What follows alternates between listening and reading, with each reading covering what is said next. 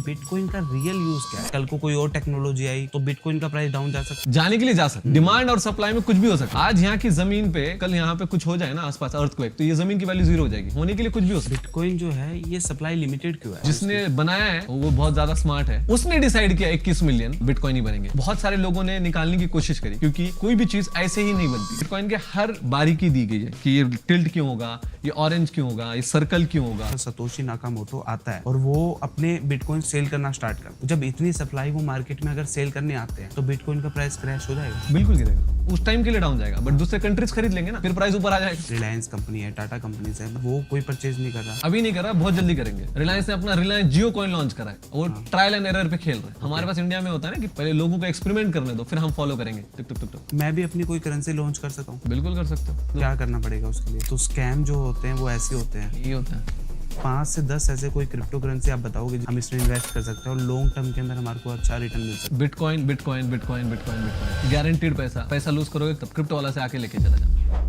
नमस्कार दोस्तों, मेरा नाम है शुभ मुंजाल और आपका इस नए पॉडकास्ट में बहुत बहुत स्वागत है। आज के जो हमारे गेस्ट है वो है क्रिप्टो वाला के founder Abrar Khan. Hello Abrar. Thank you so much Shubham.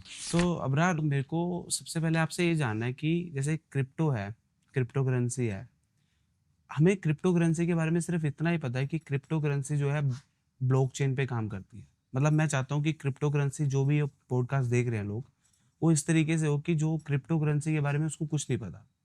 मतलब जहां तक मुझे पता है कि बिटकॉइन है, वो क्रिप्टो करेंसी है, ब्लॉकचेन पे काम करते हैं। तो ब्लॉकचेन क्या होता है, क्या है ये ब्लॉकचेन और इसका रियल यूज क्या है मेनली? मैं अब बता देता हूँ कि क्रिप्टो करेंसी ब्लॉकचेन टेक्नोलॉजी भी बनी है। ब्लॉकचेन एक टेक्नोलॉजी है। जैसे इंटरनेट पे सारे एप्लीकेशंस बनते हैं, वैसे ब्लॉकचेन एक टेक्नोलॉजी पे क्रिप्टो करेंसी बनती है। अच्छा, ब्लॉकचेन कुछ अलग सा चीज नहीं है, ब्लॉकचेन इंटरनेट पे ही बनता है। ओके। और इंटरनेट में डिफरेंस और ब्लॉकचेन में डिफरेंस क्या होता है? जो इंटरनेट पे जो भी इंफॉर्मेशन डेटा स्टोर होता है वो एक सेंट्रलाइज डेटा पे स्टोर होता है। एक डेटा होता है जहाँ पे एक जगह होती है। जैसे आप मान लो कि इंडिया है, इंडिया में बॉम्बे में एक डेटा सेंटर बना दिया है और वहां पे शुभम के जो कंपनी है उसका पूरा डेटा बॉम्बे में स्टोर हो रहा है। ओके। वो हो गया इंटरनेट, नॉर्मल इंटरनेट। ब्लॉकचेन में क्या होता है? जो भी इंफॉर्मेशन होती है, जितने कंप्यूटर्स ब्लॉकचेन पे काम कर रहे हैं, वो पूरे कंप्यूटर्स पे डेटा डिसेंट्रलाइज हो जाता है, सारे कंप्यूटर्स पे स्टोर होना स्टार्ट होता है। ओके। इससे दो प्रॉब्लम्स सॉल्व हो जाती है। पहली प्रॉब्लम, जब भी डेटा एक जगह स्टोर होता है ना, तो उसे हैक होने के चांस हो जाते हैं। जैसा पेंटागन है जो कि सबसे सिक्योरिटी संभालती है यूएस की, फेसबुक है, इनके एक जगह स्टोर होने से वो हैक होने की प्रोबेबिलिटी बढ़ जाती है। बट वर्ल्ड के पूरे कंप्यूटर्स को हैक करना उतना ही डिफिकल्ट हो जाता है जितना पूरे इंटरनेट को हैक करना। ओके। अब ये ब्लॉकचेन होता क्या है? एक ब्लॉक दूसरे ब्लॉक से एक चेन में अटैच है, लिंक है। तो ब्लॉक चेन, सारे ब्लॉक्स एक दूसरे के साथ चेन में लिंक है। इससे ये होता है एक ब्लॉक का जो इंफॉर्मेशन है वो दूसरे ब्लॉक के इंफॉर्मेशन से अटैच है। और ये क्रिप्टोग्राफी फॉर्म है। क्रिप्टोग्राफी मतलब अलग से इंक्रिप्शन है, हाईली टेक इंक्रिप्शन है, जिससे सारी इंफॉर्मेशन एक ब्लॉक से दूसरे ब्लॉक में अटैच होते हुए स्टोर होती जाती है। और यही इंफॉर्मेशन पूरी दुनिया के सारे कंप्यूटर्स पे स्टोर हो रही है। ये सिंपल सा ब्लॉकचेन है। तो आप बोल रहे हो कि ब्लॉकचेन जो है जैसे एक ब्लॉक दूसरे से अटैच है, मतलब किसी के अंदर कुछ चेंजेस हुआ हमें पता लगेगा क्योंकि वो डिसेंट्रलाइज है। तो लाइक ब्लॉकचेन भी कहीं ना कहीं तो स्टोर होती होगी। बिल्कुल होती है। तो वो मैं कहाँ आपको पर स्टोर? जैसे आपने कहा कि कोई भी डेटा चेंज होता है, ऐसा नहीं होता। ब्लॉकचेन जो सर्वर बना हुआ है, जो टेक्नोलॉजी बनी है, इसमें होता है, मान लीजिए अभी जब हमने दोनों लोगों ने एक चीज बात करी है, मैंने बोला कि आपका नाम शुभम है और मेरा नाम अबरार है, और मैंने ये इन्फॉर्मेशन एक ब्लॉक में डाल दी, ब्लॉकचेन के ब्लॉक में डाल दी। ओके। और मैंने बोला कि हम दोनों हैदराबाद में बैठे हैं और ये टाइम पे पॉडकास्ट कर रहे हैं रात के 8:30-9 बजे, और ये मैंने इन्फॉर्मेशन लेके ब्लॉक में डाल दी। ओके। अब एक बार ये ब्लॉक में डालने के बाद, सर्वर पे चले जाने के बाद, आप और मैं मिलके भी ये इन्फॉर्मेशन चेंज नहीं कर सकते। ओके। ये इन्फॉर्मेशन कोई टैंपर नहीं कर सकता। अब वो ब्लॉकचेन पे चली गई है, मतलब सारे कंप्यूटर्स को इन्फॉर्म करा गया है कि शुभम और अबरार मिलके यहाँ पे बैठ के 8:30 बजे पॉडकास्ट कर रहे हैं। ओके। अब मैं सारे कंप्यूटर्स पे जाके इन्फॉर्मेशन चेंज नहीं कर सकता। अब मैं एक इन्फॉर्मेशन चेंज करने की कोशिश करूंगा एक कंप्यूटर पे, तो सारे दूसरे कंप्यूटर्स बोलेंगे झूठ है, ओके। डिनाई कर देंगे। Right right right. इसीलिए डिसेंट्रलाइज का मतलब ये होता है कि एक बार तुमने इन्फॉर्मेशन सारे कंप्यूटर्स को बोल दिया कि ये इवेंट हो चुका है, ये इन्फॉर्मेशन हो चुकी है, तो कोई डेटा टैंपर नहीं होता। तो इसमें हम अगर चेंज करना चाहे तो चेंज कर ही नहीं सकते हैं? चेंज कर ही नहीं सकते। ओके। इसीलिए बोला जाता है कि ब्लॉकचेन का जो डेटा है वो अनटैम्पर्ड है, क्योंकि वो डिसेंट्रलाइज है ना। डिसेंट्रलाइज मतलब सारे कंप्यूटर्स पे। अब सारे कंप्यूटर्स को जाके बताओगे क्या कि शुभम और अबरार का पॉडकास्ट आज नहीं, 2 दिन पहले हुआ है, इम्पॉसिबल, सारे कंप्यूटर डिनाई कर देंगे। उस तरीके से ब्लॉकचेन इतना ईजी है। हमने ये सुना है कि बिटकॉइन की जो सप्लाई है वो बहुत लिमिटेड है। जी 21 मिलियन बिटकॉइंस बनेंगे और 20 मिलियन आई थिंक बन चुके हैं। बिल्कुल। तो बिटकॉइन एक टेक्नोलॉजी है, हम्म। ब्लॉकचेन पे काम करती है। जब एक टेक्नोलॉजी बन चुकी है पहले, तो उसको हम दोबारा भी तो बना सकते हैं। बिल्कुल बना सकते हैं, इसलिए तो दूसरी क्रिप्टो करेंसी बनी है। तो बिटकॉइन इतना कॉस्टली क्यों कि उसके प्राइसेस इतने बढ़ रहे हैं कि एक उसकी 21 मिलियन सप्लाई है, उसके बाद वो आएंगे नहीं। उसका रीजन क्या है बढ़ने का, प्राइस बढ़ने का? मैं बताता हूँ, एक कोई भी जब स्टोर ऑफ वैल्यू की बात होती है, स्टोर ऑफ वैल्यू का मतलब एक इन्वेस्टमेंट, जैसे गोल्ड है। जब गोल्ड की स्टोर ऑफ वैल्यू की इन्वेस्टमेंट और डिमांड और सप्लाई पे उसकी वैल्यू बढ़ती है, तो ठीक है। बिटकॉइन की वैल्यू डिमांड और सप्लाई पे बढ़ती है। इतना क्लैरिटी है। ठीक है। बिटकॉइन सबसे पहली क्रिप्टो करेंसी है, तो वो अडॉप्टेड है, स्टार्टिंग में बढ़ती हुई निकल गई, अच्छा। तो सबसे पहले होने की वजह से लोगों ने उसको अडॉप्ट करा, हम्म, और वो एक टेक्नोलॉजी डिसरप्शन आया हुआ था। हम्म, तो जब डिमांड बढ़ती गई, अरे ये टेक्नोलॉजी, ये स्टोर ऑफ वैल्यू है, उसकी प्राइस बढ़ती गई, उसकी प्राइस बढ़ती गई। तो बिटकॉइन के बाद बिटकॉइन के हार्ड फोर्क आए हुए हैं, बिटकॉइन की तरह लाइट कॉइन आया हुआ है, बिटकॉइन की तरह दूसरे करेंसीज भी आए हुए हैं। तो बिटकॉइन की तरह उसकी डिमांड बढ़ी नहीं। एग्जाम्पल के तौर पे गोल्ड है, आप बोलोगे गोल्ड की तरह कॉपर होता है, एल्यूमिनियम होता है, सिल्वर होता है, गोल्ड और सिल्वर में डिफरेंस क्या है? देखो एक्चुअली गोल्ड को भी हम देखो, मैं गोल्ड को बिटकॉइन से कंपेयर नहीं कर सकता क्योंकि गोल्ड एक नेचुरल चीज है। जी। अब मेरे को गोल्ड निकालना है, माइन करना पड़ेगा, वो एक नेचुरल है। हमारे अर्थ पे जितना भी गोल्ड अवेलेबल है वही एक एक लिमिटेड अमाउंट में है, ठीक बिल्कुल। है। उसको हमने नहीं बनाया, टेक्नोलॉजी को हमने डेवलप किया है, 100%। ठीक है। एक टेक्नोलॉजी को अगर हमने डेवलप किया है तो हम उसको दोबारा भी डेवलप कर सकते हैं। बिल्कुल।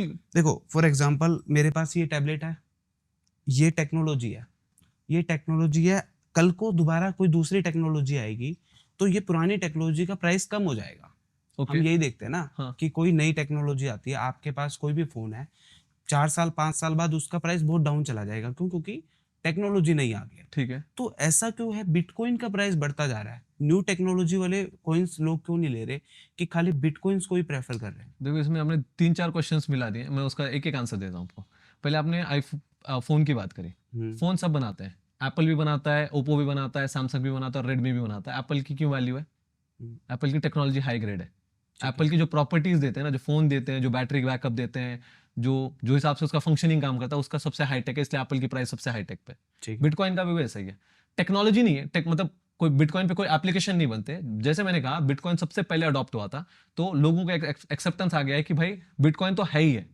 जब दूसरे करेंसी बनना स्टार्ट हुए, उसके साथ कंपीट करना स्टार्ट हुए, जैसे एग्जांपल के तौर पे रेडमी और एप्पल में ना बहुत माइन्यूट डिफरेंस होगा टेक्नोलॉजी को लेके, बट लो क्वालिटी है। गोल्ड में और सिल्वर में, जैसे मैंने आपको पहले क्वेश्चन पूछा था, गोल्ड में और सिल्वर में डिफरेंस क्या है? सिल्वर की सप्लाई बहुत ज्यादा है, गोल्ड को एक दर्जा दिया गया है। सिल्वर भी शाइन करोगे ना, सिल्वर की शाइनिंग रहती है, गोल्ड की भी शाइनिंग रहती है, ठीक है। तो जब गोल्ड का आप बोलोगे कि गोल्ड का प्राइस 1 किलो का 1 करोड़ रुपए क्यों है, किसी को नहीं पता क्यों है। क्यों है? क्योंकि आप बाय करना चाहते हो, मैं बाय करना चाहता हूं, इसके लिए 1 करोड़ रुपए। 10 दिन अगर आप उसको 10 साल पहले देखते तो वो 26,000 रुपए पर ग्राम 10 ग्राम पे होता था। आज वही 70-80 हजार रुपए पर ग्राम, 1 लाख रुपए 10 ग्राम पे हो रहा है। क्यों? क्योंकि आप और मैं उसको प्राइस बिड कर रहे हैं, इसीलिए store of value as a investment की वैल्यू बढ़ती है। अब आपने बोला कि बिटकॉइन में और अदर क्रिप्टो करेंसी में क्या डिफरेंस है। बिटकॉइन में, जैसे मैं एक नॉर्मल एग्जांपल देता हूं, बिटकॉइन में और इथेरियम क्या डिफरेंस है। बिटकॉइन का कोई एप्लीकेशन नहीं है, इथेरियम का एप्लीकेशन है। इथेरियम चाहता है कि पूरा बैंकिंग सेक्टर खत्म हो जाए, लोग एक दूसरे से लोन ले। अगर मेरे को आपसे आज लोन लेना है तो मेरे को कैसे लूंगा? मैं आपके पास से पैसे लूंगा और मैं भाग जाऊंगा, राइट? आपसे मैं ईएमआई कैसे पे करूंगा? आप मेरे को जाके कोर्ट में केस कर दोगे, बट मैं यहाँ से दुबई से निकल जाऊंगा। तो इसीलिए आप बैंक में जाके लोन लेते हो। तो बैंक क्या करता है, जब आपको बैंक में जाके लोन लेते हो तो आप क्या करते हो? आप पेपर सबमिट करते हो, मॉर्गेज देना पड़ता है आपको, या तो आपको कोई एक सिक्योरिटी डिपॉजिट दिखाना पड़ता है, तब जाके आपको बैंक लोन देता है परसेंटेज वाइज। जब आप लोन रिपे नहीं करोगे तो क्या करेगा बैंक? आपका जो भी मॉर्गेज है वो हड़प कर देगा। अब मैं आपके साथ लोन लिया हूं, बट मैंने उसको टेक्नोलॉजी पे, आप और मैंने एक एग्रीमेंट साइन किया है। इथेरियम ये करता है, जब मैं और आपने एक दूसरे से, मैंने आपसे लोन लिया तो आपने एक टेक्नोलॉजी पे लिख दिया कि अबरार ने 1 लाख रुपए मुझसे लिए, जिसकी ईएमआई बनती है हर महीने की 5,000 रुपए, जो 31 तारीख को रात में 12 बजे अबरार ने पे करना चाहिए। अब 31 तारीख के रात के 12 बजे खत्म हो गई, मतलब 1 तारीख शुरू हो गई, 0001 हो गया, एएम हो गया, और मैंने आपको पे नहीं करा है, तो मेरी जो प्रॉपर्टी का जो पेपर लिखा हुआ था वो आपके नाम हो जाएगा। ऐसे आप कोड कर सकते हैं। समझ गया। देखो लाइक मेरे को 2 चीज यहाँ पे पूछनी है। आपने बोला बिटकॉइन जो है सप्लाई लिमिटेड है, स्टार्टिंग में आया, एडॉप्शन किया लोगों ने, ठीक है। अब फ़ोन है, स्टार्टिंग में आए थे, लोगों ने अडॉप्ट किया था, ठीक है। उसके बाद न्यू फ़ोन आए, लोगों ने उसको अडॉप्ट किया, उसके प्राइस डाउन चले गए, उसका कोई यूज़ नहीं रहा। दूसरी चीज़, आज मैं अपनी कोई क्रिप्टो करेंसी लॉन्च करता हूँ, वो 21 मिलियन है, मैं उसको लिमिटेड कर देता हूँ 10 मिलियन तक, बिल्कुल। तो उसका भी क्या प्राइस ऐसे चला जाएगा? अगर लोग उसको बाय करना चाहेंगे तो हो जाएगा। डिमांड सप्लाई का रूल है ना। अब एक प्रॉपर्टी है, अब एक प्रॉपर्टी मान लो यहाँ पे एक 10 साल पहले कोई जगह में कुछ नहीं बना हुआ था, अभी जगह पे पूरा है ना रेगिस्तान रेगिस्तान था, तो प्रॉपर्टी की प्राइस क्या थी? कुछ भी नहीं, 10 लाख रुपए हो गए मान लो। आज ये प्रॉपर्टी की प्राइस क्या है? 1 करोड़ रुपए, क्योंकि लोग खरीदना चाहते हैं। डिमांड और सप्लाई, क्योंकि आपको पता है कि सब लोग खरीद रहे हैं। भाई गोल्ड क्यों खरीदना चाहते हैं लोग? ओके। सिंपल सा रूल है, गोल्ड क्यों खरीदना चाहते हैं लोग? है ना, डायमंड गोल्ड से ज्यादा रेयर होता है। गोल्ड तो भी आप बना, मतलब गोल्ड को आपको खोदना पड़ता है, माइनिंग करना पड़ता है। आपने कहा कि नेचुरल है, लिमिटेड है, जितना अर्थ सरफेस है उससे ज्यादा गोल्ड हो नहीं सकता। ओके। बहुत अच्छी बात कही आपने। आपने आधे प्रॉपर्टीज बिटकॉइन की बता दिए, तो मेरे को आसान होगा आपको बिटकॉइन समझाना। बट डायमंड उससे ज्यादा रेयर होता है, डायमंड को उससे ज्यादा टाइम लगता है बनने के लिए, राइट। बट उसके बाद भी डायमंड की प्राइस क्यों डिफरेंट है गोल्ड से? डायमंड का प्राइस इतना ज्यादा होता है, मतलब अगर आप डायमंड का छोटा टुकड़ा लोगे, गोल्ड के प्राइस से सबसे ज्यादा है। 80% ऑफ द डायमंड, एक कंपनी डी बेयर बोल की कंपनी है साउथ अफ्रीका की, वो डिमांड और सप्लाई का मेंटेन रखती है। चाहे तो वो अब लेबोरेटरी में भी डायमंड आप बना सकते हो, राइट राइट। क्लोज है। अब लोग क्लेम कर रहे हैं कि जो गोल्ड है ना वो आप लेबोरेटरी में बना सकते हो, तो एक्चुअल गोल्ड में और उसमें बहुत कम डिफरेंस रहेगा। मानता हूं कि आप उसको ढूंढने निकलोगे ना, आप उसको प्रॉपर्टीज के तौर पे देखने की कोशिश करोगे ना, तो एक्चुअल गोल्ड आपको दिख जाएगा कौन सा है और कौन सा नहीं है, दिख जाएगा। वैसे ही बिटकॉइन का है, अगर आप बिटकॉइन को लेके आप लाइट कॉइन बना लिए, बिटकॉइन कैश बना लिए, बट बिटकॉइन का जगह नहीं ले पाए, क्योंकि लोगों ने बिटकॉइन को ऐसे इनिशियली अडॉप्ट करा, वैसा उसका डिमांड और सप्लाई लेके आए। अब कोई भी और कॉइन आएगा, आपको क्या लगता है उसका $2.5 ट्रिलियन मार्केट कैप ऐसे ही हो जाएगा? नहीं, उसको टाइम लगेगा। कंपीट कर पाएगा कोई? मुझे नहीं लगता नहीं कर पाएगा, बट लोगों के अभी भी डाउट है, शायद कोई और करेंसी आएगा तो शायद वो बिटकॉइन को कंपीट कर पाएगा। हाइपोथेटिकल सिचुएशन में हो जाएगा, रियलिटी में नहीं हो पाएगा। और बिटकॉइन का रियल यूज क्या है? लाइक जैसे गोल्ड है, गोल्ड कई जगह यूज भी होता है, ठीक है। बिल्कुल होता है। लाइक कुछ इलेक्ट्रॉनिक डिवाइस में भी बिल्कुल। यूज होता है उसका। बट बिटकॉइन का रियल यूज क्या है? ऐसे समझो कि बिटकॉइन है, आज ये बैलून है, कल को कोई और टेक्नोलॉजी आई, कुछ और आया, तो बिटकॉइन का प्राइस डाउन जा सकता है? नहीं जा सकता, मैं बताता हूँ। जाने के लिए जा सकता है, डिमांड और सप्लाई में कुछ भी हो सकता है। राइट। आज यहाँ की जमीन पे कल यहाँ पे कुछ हो जाए ना आसपास अर्थक्वेक, तो ये जमीन की वैल्यू जीरो हो जाएगी। होने के लिए कुछ भी हो सकता है, हाइपोथेटिकल सिचुएशन में कुछ भी हो सकता है, इमरजेंसी सिचुएशन में कुछ भी हो सकता है। जैसे दुनिया चल रही है एक प्रैक्टिकल वे में, कोई भी टेक्नोलॉजी को कंपीट करने के लिए, कोई भी एसेट क्लास को गिराने के लिए 10 15 20 साल लगते हैं वो ऑप्शन आने के लिए। जैसे बिटकॉइन अगर आप बोलोगे, 2008 में भी सेम टेक्नोलॉजी थी, 2017 में भी एक सेम टेक्नोलॉजी है। बिटकॉइन तो बिटकॉइन है, कुछ चेंज हुआ है? कोई एप्लीकेशन नहीं आया, सिर्फ डिमांड और सप्लाई पे चल रहा है, स्टोर ऑफ वैल्यू पे चल रहा है। तो $1 से 2011 में आज $1,20,000 क्यों गया है? मतलब 100 रुपए से आज 1 करोड़ 10 लाख क्यों गया है? क्योंकि लोग खरीदना चाहते हैं। राइट। यहाँ की जमीन की वैल्यू, जब हमने जो पहले डिस्कस किया था, यहाँ पे जब रेगिस्तान होता था, यहाँ पे कोई घर नहीं होते थे, वही प्रॉपर्टी है 5 लाख रुपए मिलती थी, आज वही प्रॉपर्टी आपको 5 करोड़ में मिलती है। क्यों? यहाँ पे सारे घर बन गए, यहाँ पे मॉल्स आ गए, यहाँ पे परसेप्शन लेके के आए गए, और यहाँ पे लोग बाय करने के लिए रेडी है। तो डिमांड और सप्लाई पे प्राइस, स्टोर ऑफ वैल्यू का प्राइस बढ़ता है, इतना ही सिंपल है। तो बिटकॉइन जो है ये सप्लाई लिमिटेड क्यों है? मतलब ऐसा क्यों है कि हम 21 मिलियन से ज्यादा सप्लाई? जिसने बनाया है उसको लगा वो बहुत ज्यादा स्मार्ट है, या बहुत सारे लोग वो सतोशी नाकामोटो बोलते हैं, एनोनिमस पर्सनालिटी या ग्रुप ऑफ पीपल, जो भी लोग होंगे, उन्होंने डिसाइड कंट्री भी हो सकती है, हाँ? या कंट्री भी कोई भी हो सकता है, कोई भी हो सकता है। जो उसने बनाया वो लेजेंड है, उसने डिसाइड किया 21 मिलियन बिटकॉइन ही बनेंगे। अब बहुत सारे लोगों ने निकालने की कोशिश करी, क्योंकि कोई भी चीज ऐसे ही नहीं बनती, या कोई भी नंबर ऐसे ही नहीं दिया जाता। जैसे बिटकॉइन का है, बिटकॉइन के हर बारीकी दी गई है कि ये टिल्ट क्यों होगा, ये ऑरेंज क्यों होगा, ये सर्कल क्यों होगा। इसके हमने ऊपर एक वीडियो बनाई है कि बिटकॉइन का ऐसे ही नहीं है कि चुप ऑरेंज कलर है और बिटकॉइन का बी है और थोड़ा सा टिल्ट है। ओके। इसके ऊपर पीछे पूरी एक कहानी है। अच्छा। वैसे 21 मिलियन के ऊपर भी बहुत लोगों ने ढूंढी कि कुछ कहानी होगी, अभी तक मिली नहीं, शायद आगे जाके कोई ढूंढ के निकाल ले। उसने डिसाइड किया 21 मिलियन बनेगा।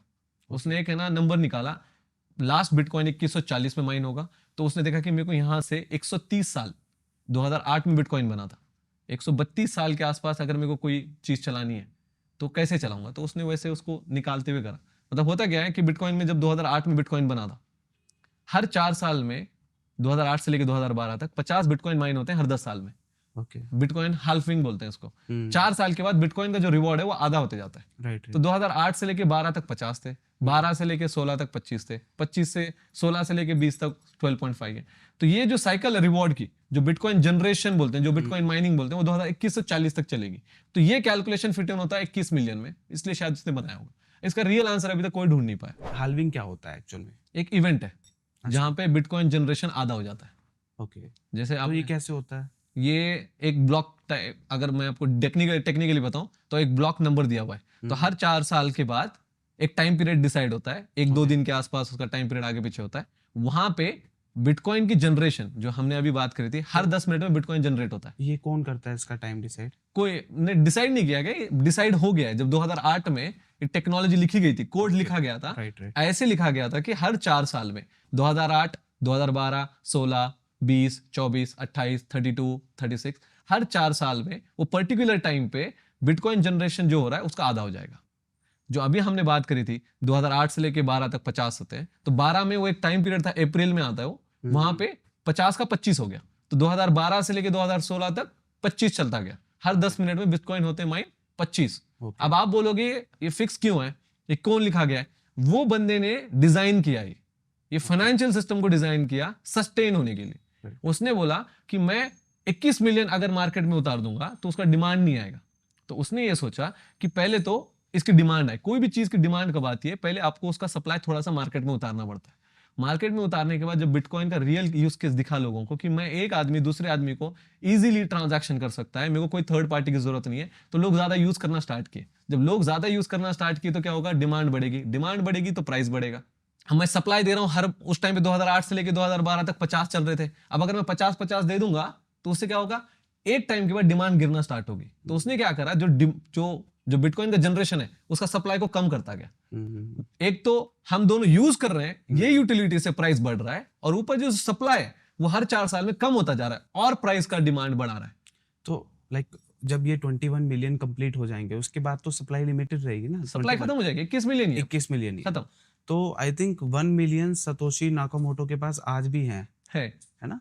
1.1 मिलियन है 1.1 मिलियन है उसके वॉलेट में, उसके वॉलेट में है, जो कि अनटच्ड है, अनटच्ड है, जो कभी मूव नहीं हुए, मूव नहीं हुआ। और वो सेल्फलेसली उसको छोड़ दिया गया। उसका वॉलेट आप जाके चेक कर सकते हो, गूगल पे आप टाइप कर दो सतोशी नाकामोटो, जब से बने तब से उसी के वॉलेट में, जब से गायब हुआ है वो अभी तक मूव नहीं वो हुआ। आई थिंक 20,000 कुछ वॉलेट के अंदर उसके पेमेंट है, ऐसा मैंने सुना था कि 20,000 वॉलेट्स के अंदर उसके जो जितने सारे बिटकॉइंस है वो 20,000 वॉलेट्स के अंदर एक ही वॉलेट में 1.1 मिलियन एक वॉलेट में आपको जाके देख सकते हो। आरखाम पे इजीली जाओ, सतोशी नाकामोटो डालो, आपको 1.1 मिलियन आपको एक वॉलेट में दिख जाएंगे। सतोशी नाकामोटो आता है और वो अपने बिटकॉइंस सेल करना स्टार्ट करता है।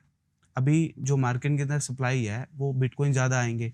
क्यों उसके आएंगे? वो सप्लाई को मिला के 20 मिलियन है। नहीं, सप्लाई को मिला करके 20 मिलियन है। एक्चुअल में जो लोगों के पास है वो 19 मिलियन है फॉर एग्जांपल। ठीक है, 1.1 मिलियन उसके पास है। ठीक है, जब इतनी सप्लाई वो मार्केट में अगर सेल करने आते हैं तो बिटकॉइन का प्राइस क्रैश हो जाएगा, बिल्कुल गिरेगा।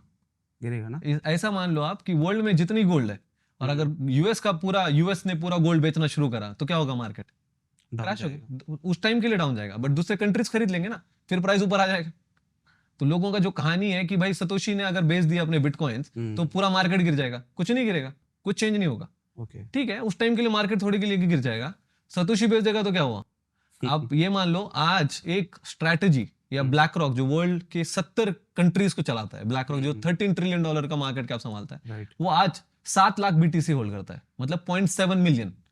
वो 1 मिलियन खुद ही उठा लेगा, 2 साल में उठा लेगा, 1 साल में उठा लेगा, प्राइस रिकवर हो जाएगा। वो $30 trillion I think 13 trillion dollar I think asset management करता है ना? एसेट मैनेज कर रहा है, पूरा मैनेज करता है। एसेट मैनेज कर रहा है। तो अगर मान लो 1 मिलियन बीटीसी, उसके पास आज 7 लाख बीटीसी है, 7 लाख, राइट। उसने कितने साल में उठाए? 3 साल में। लास्ट 3-4 साल में उसने 7 लाख बीटीसी बाय करे, एक कंपनी ने, ब्लैक रॉक ने। अब अगर कल सतोशी आके 1 मिलियन बीटीसी बेच देता है पूरा मार्केट में, जो लोगों की कहानियां है कि आके बेच देगा, अगर बेचना होता तो बहुत पहले बेच देता। तो अपने इंडिया के अंदर कोई ऐसी कंपनी है जो इसको बाय कर रही है? जेट किंग बोल के एक कंपनी है, जेट किंग, वो अपने एक पब्लिकली लिस्टेड कंपनी है। अच्छा। वो कोर्सेस वगैरह में उनका फर्स्ट वर्टिकल, सेकंड वर्टिकल वो बिटकॉइन को बैलेंस शीट पे बाय करते हैं, मतलब पब्लिकली लिस्टेड होते हुए बिटकॉइन का एज एसेट बाय करते हैं। ओके। 21 बिटकॉइन उनके बैलेंस शीट पे है, कंपनी ने बाई किए हुए हैं एज एसेट। ओके। हमारी खुद की एक कंपनी आ रही है बिटकॉइन वाला की, बिटकॉइन वाला ट्रेजरी कंपनी लिमिटेड।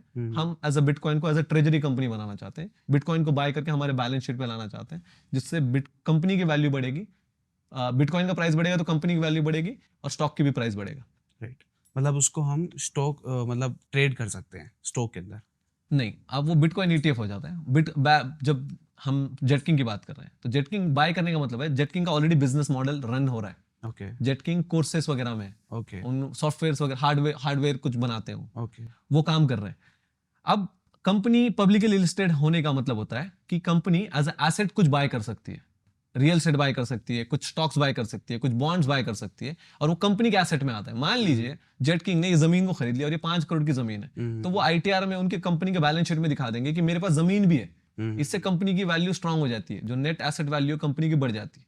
ओके। अभी लास्ट 14 साल का जो बेस्ट परफॉर्मिंग एसेट है वो बिटकॉइन है। तो जेटकिंग ने किया क्या, हमने लैंड नहीं खरीदेंगे, हम बिटकॉइन को खरीदेंगे। राइट। अब बिटकॉइन को खरीद के जब 21 बिटकॉइन उन्होंने खरीदे हैं, अब 21 बिटकॉइन 70,000 एवरेज प्राइस पे खरीदे उन्होंने डॉलर पे। वो आज बीटीसी का प्राइस कितना है, $1,15,000।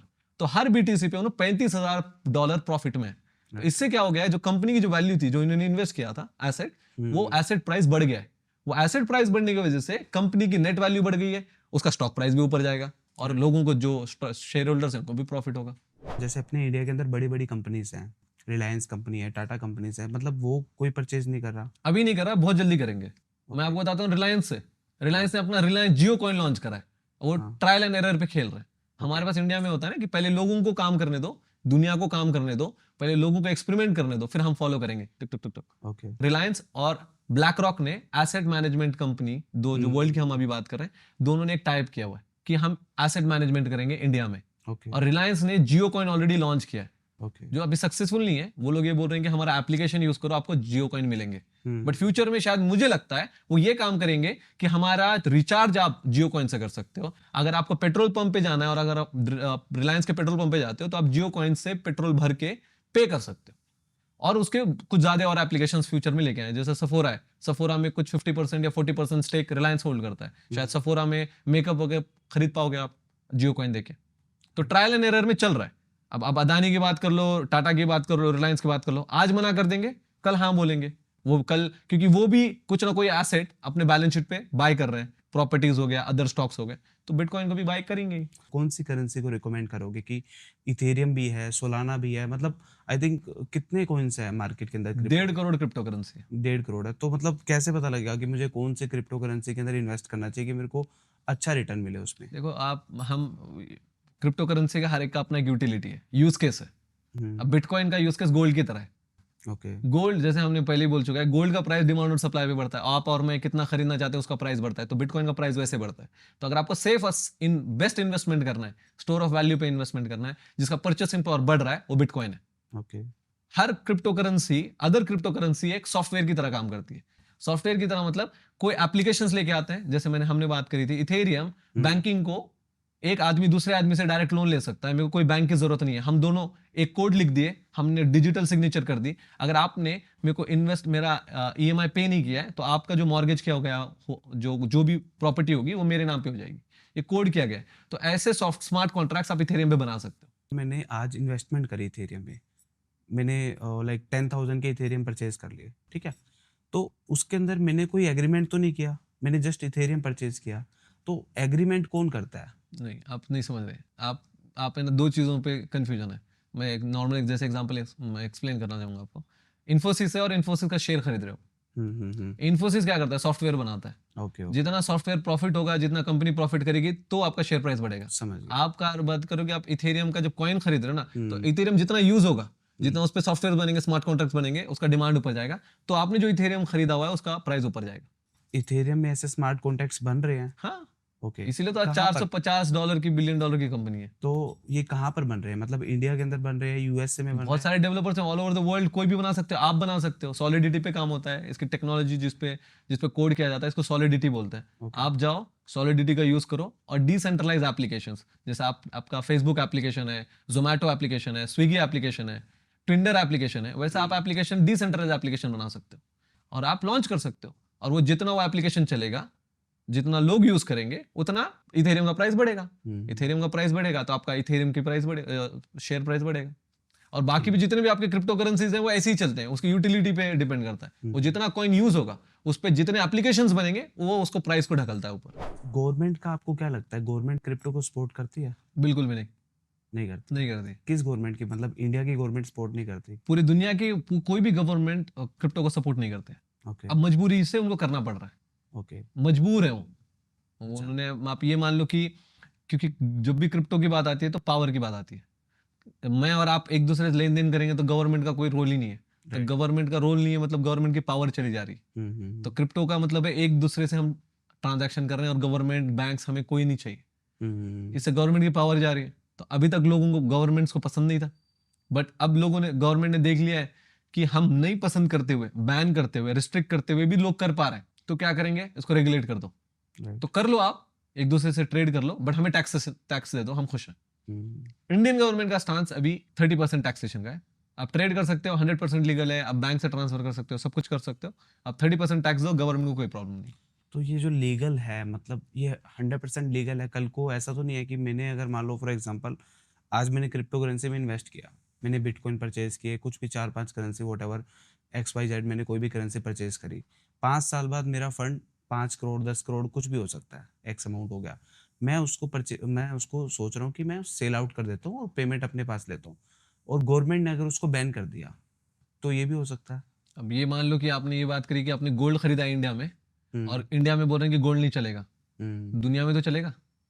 सी वो दुनिया में तो चलेगा, मैंने अगर परचेज किया है इंडियन क्रिप्टो एक्सचेंज पे तो मैं उसको बाहर भेज सकता हूँ। कहीं भी भेज सकते हो आप। गोल्ड है ना, गोल्ड की तरह ही है। आप गोल्ड इंडिया में बाय किए हो, आपने यूएसए में जाके गोल्ड बेच दिया, बेच दो। बैन नहीं होता, रिस्ट्रिक्ट कर सकते हैं। ये वर्ड जो शुरू हुआ है ना, क्रिप्टो बैन करना, क्रिप्टो बैन करना, बैन नहीं होता। आप इंडियन गवर्नमेंट बोल सकती है इंडिया में मत करो, ओके रिस्ट्रिक्ट कर दो, बट वो अभी नहीं होगा। अभी वो सीन चला गया जब से बिटकॉइन स्ट्रैटेजी रिजर्व यूएसए ने अडॉप्ट कर लिया है, रशिया ने अडॉप्ट कर लिया है, चाइना ने अडॉप्ट कर लिया है। आपको लगता है इंडिया बोलेगा नहीं नहीं हमें नहीं चाहिए टेक्नोलॉजी? अब वो दिन गए, वो पुराने दिन थे जहाँ पे लोगों को है ना डाउट था, स्कैम होने का चांसेस थे। गवर्नमेंट बोलती थी यार हमें नहीं समझ आ रहा। अब सारे गवर्नमेंट हाँ बोल रहे हैं तो इंडियन गवर्नमेंट को भी हाँ ही बोलना पड़ेगा, कोई कुछ नहीं कर सकता उसके लिए। तो कौन सी कंट्री ने सबसे ज्यादा बिटकॉइन परचेज किया हुआ है? गोल्ड अगर आप बोलोगे 5 कंट्रीज में नाम लेता हूँ, जैसे यूएस है 2 लाख बीटीसी पड़े हुए, चाइना में 1 ये लाख, गवर्नमेंट की आप बात कर रहे हो? गवर्नमेंट के पास है। अच्छा, 2 लाख बिटकॉइंस उनके गवर्नमेंट के पास है? यूएस गवर्नमेंट के पास है। यूएस बिटकॉइन है या और सिर्फ भी कोई? बिटकॉइन है, दूसरे भी हैं। जैसे अब मैं अब ट्रम्प की बात कर सकता हूँ। हाँ। अब जैसे ट्रम्प ने साइन किया है कि वो बोल रहे हैं कि बिटकॉइन स्ट्रैटेजी रिजर्व में बिटकॉइन ही नहीं, इथेरियम बाय करना चाहते हैं, सोल बाय करना चाहते हैं, XRP बाय करना चाहते हैं, बट बिटकॉइन पूरा वर्ल्ड बात कर रहा है। दूसरे करेंसीज के बारे में दूसरा वर्ल्ड नहीं बात कर रहा। ओके। तो गोल्ड अगर यूएस की बात कर लें उनके पास 2 लाख बीटीसी है, चाइना के पास बात कर लें 1,90,000 बीटीसी है, 1,90,000 बीटीसी है। यूक्रेन के पास है, भूटान के पास है, एल साल्वाडोर के पास है। इंडिया के पास कोई नहीं, इंडिया के पास आज नहीं है, कल होगा। आज मना ही करते हैं ना, हमारे पास हर चीज के लिए पहले होता है कि हमें ये चीज नहीं चाहिए। जब दूसरे लोग यूएसए ने हाँ बोल दिया है तो अगले हमारे पास 5 साल के बाद होता है।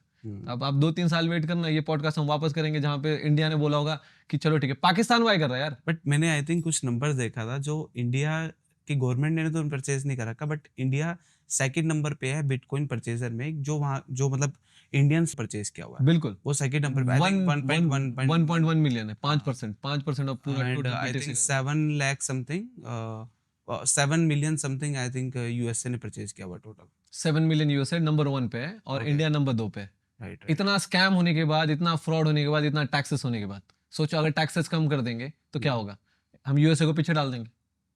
तो टैक्सेस कैसे लगते हैं, मतलब कि मैंने अगर मान लो बिटकॉइन परचेज किया या कोई भी क्रिप्टो करेंसी परचेज की, मैंने उसको सेल कर दिया, तो कितना टैक्स है इसके ऊपर? 30% प्रॉफिट पे।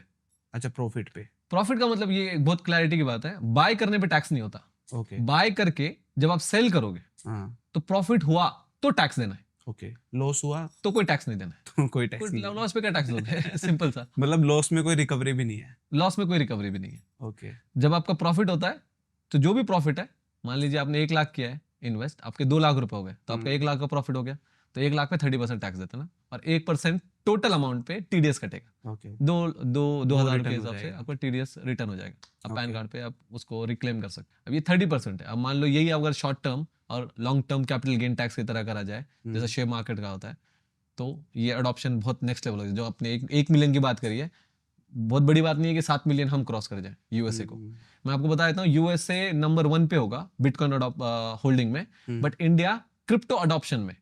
अडॉप्शन का मतलब है कितना फास्ट इंडिया अडॉप्ट कर रहा है क्रिप्टो को, हम नंबर 1 पे लास्ट 2 साल से। ओके, मतलब परसेंटेज की अगर बात करें, जैसे उनकी जो परसेंटेज है लास्ट 2 इयर्स की, हमारी ज्यादा रही है अडॉप्शन की। अडॉप्शन की मतलब अडॉप्शन 100 मिलियन यूजर्स हैं हमारे। ओके।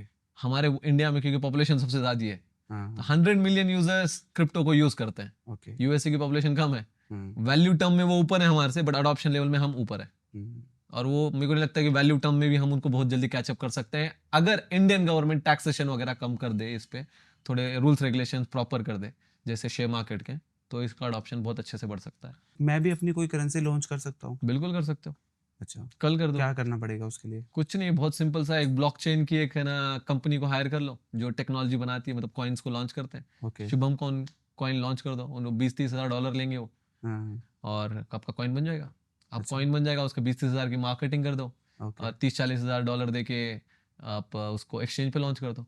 तो स्कैम जो होते हैं वो ऐसे होते हैं? यही होता है।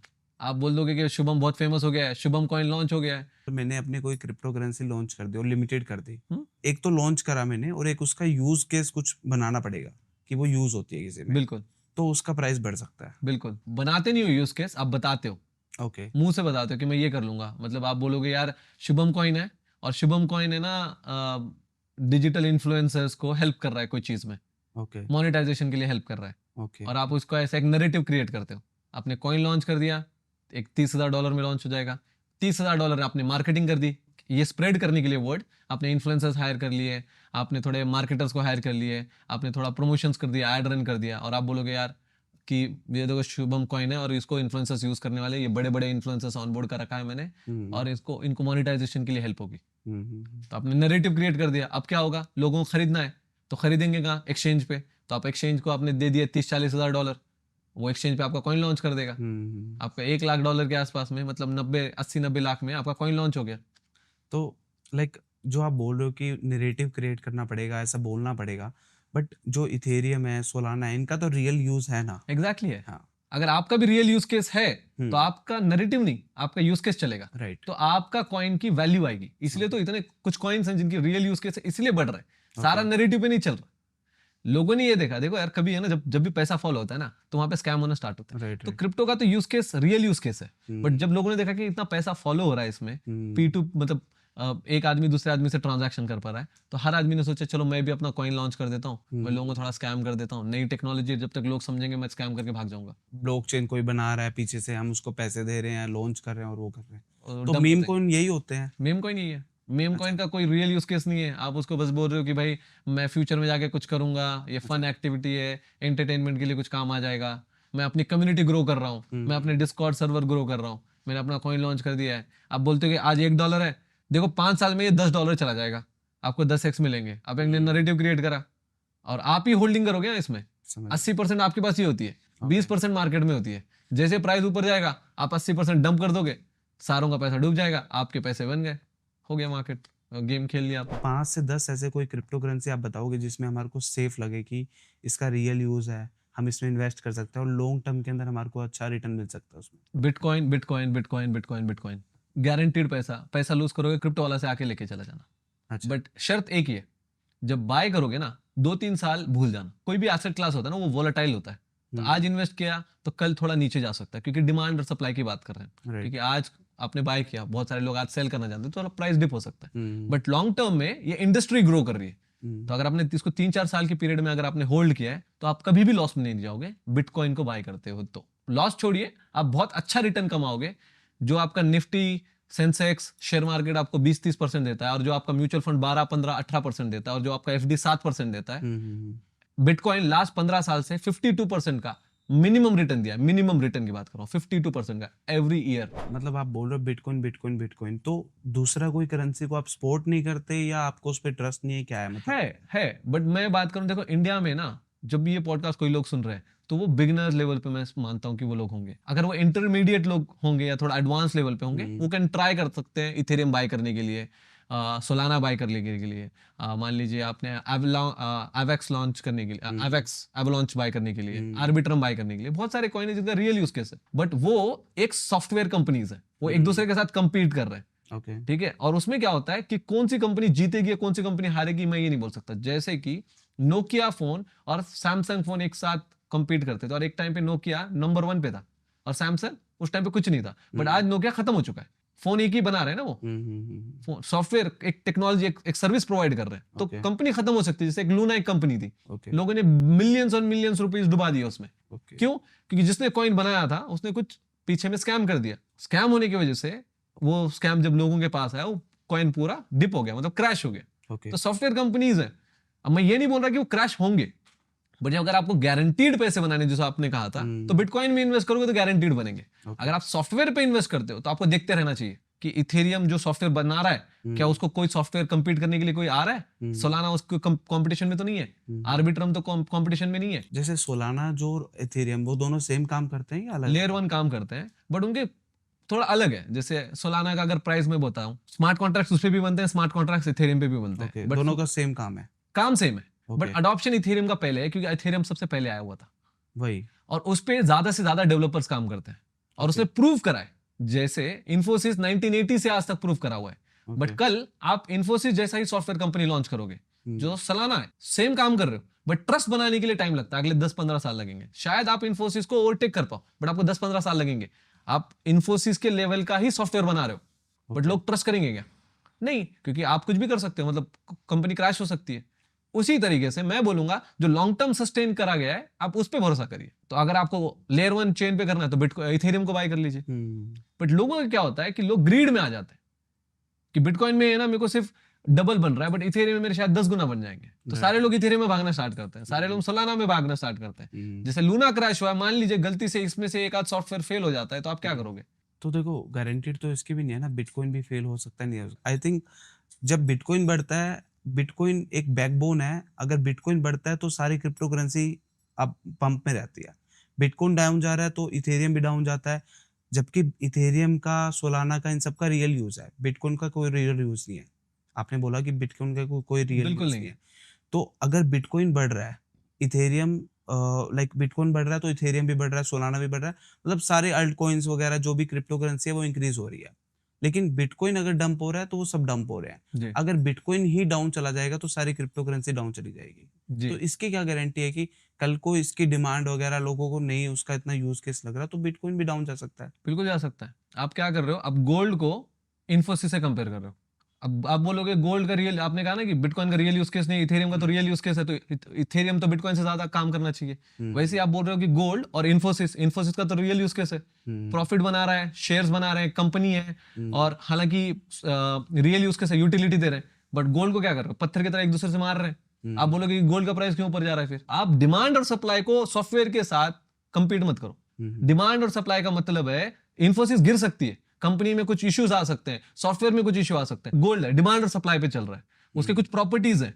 इन्फोसिस कल खड़ी हो सकती है दूसरी कंपनी, बट गोल्ड बना सकते हैं क्या? नहीं बना सकते। गोल्ड को एक नेचुरल प्रोसेस है, माइन करना पड़ता है, पैसे लगते हैं, खोदना पड़ता है, एक बहुत बड़ा इंफ्रास्ट्रक्चर लगता है। गोल्ड और लाइक शेयर मार्केट या कोई भी कंपनी आपस में लिंक नहीं है। बिल्कुल नहीं। गोल्ड का अगर प्राइस डाउन जा रहा है, शेयर मार्केट का प्राइस ऊपर जा सकता है, बिल्कुल। बट यहाँ पर बिटकॉइन का अगर प्राइस ऊपर जा रहा है तभी इथेरियम और दूसरे कॉइन्स का प्राइस ऊपर जा रहा है। जी, मैं आपको बता देता हूँ, अगर आप गोल्ड और स्टॉक मार्केट को कंपेयर करो ना, स्टॉक मार्केट अगर वर्ल्ड का स्टॉक मार्केट देखोगे ना, $130 ट्रिलियन का है, गोल्ड का सिर्फ 22 ट्रिलियन का है। राइट। बट अगर आप क्रिप्टो करेंसी को देखोगे ना, बिटकॉइन का जो डोमिनेंस है, जो अगर 4 ट्रिलियन का अगर मार्केट कैप है, तो उसमें ही बिटकॉइन 2.6 ट्रिलियन का सिर्फ बिटकॉइन ही है। अब बिटकॉइन नीचे जाएगा तो ऑब्वियसली दूसरे कॉइन भी नीचे जाएंगे ना यार, सिंपल सा कैलकुलेशन, इसमें कोई रॉकेट साइंस नहीं। ये हो सकता है, मान लो 10-15 साल में क्रिप्टो का पूरा मार्केट कैप 100 ट्रिलियन हो गया और बिटकॉइन का डोमिनेशन 10-15% पे आ गया, और बिटकॉइन गिर भी जाता है तो इथेरियम शायद बढ़ जाए। अभी वही हो रहा है, इथेरियम ज्यादा भाग रहा है बिटकॉइन से, क्योंकि उसके रियल यूज केस ऊपर आ रहे हैं, उस पर स्टेबल कॉइन ज्यादा लॉन्च हो रहे हैं। इसलिए अगर आपने देखा होगा लास्ट 2-3 महीने पहले बिटकॉइन 90,000 था और आज $1,15,000 पे है, और इथेरियम 2,300 पे था, आज 4,600 पे, तो डबल हो चुका है इथेरियम। 3 एक्ट जो यूएसए ने साइन किए हैं वो ज्यादा इथेरियम को सपोर्ट कर रहे हैं, बिटकॉइन को सपोर्ट कर ही रहे हैं, बट वो उन्होंने एक एक्ट लेके आया हुआ है जहां पे आप स्टेबल कॉइन्स, कोई भी इंस्टीट्यूशन, कोई भी एक कंपनी अपना स्टेबल कॉइन लॉन्च कर सकती है। और वो सारे कॉइन्स इथेरियम पे आ रहे हैं, तो इथेरियम का रियल यूज केस पुश हो रहा है, इसलिए इथेरियम बिटकॉइन को थोड़ा सा ऊपर जा रहा है प्राइस तो में। इथेरियम, सोलाना, ये जो भी अल्टकॉइंस है ना ये? ऑल कॉइन्स है। ओके, तो इनकी भी सप्लाई लिमिटेड है या मतलब ये कितने भी बन सकते हैं? ये अभी जो प्रूफ ऑफ स्टेक पे आ चुके हैं, तो सोलाना की मैं बात कर रहा हूँ, इथेरियम की बात कर लेते हैं। जब प्रूफ ऑफ वर्क पे था, मतलब एक एल्गोरिदम पे था, उसकी सप्लाई लिमिटेड थी, बट अच्छा। अब अनलिमिटेड है। अच्छा। अनलिमिटेड इसलिए है क्योंकि इसका एप्लीकेशन है, इसका यूज केस है, तो अगर उसको कैप कर देंगे तो एप्लीकेशन कैसे, वो सॉफ्टवेयर बढ़ेगा कैसे, डेवलपर कैसे काम करते रहेंगे, तो उसको ऐसा ओपन एंडेड रखा हुआ है।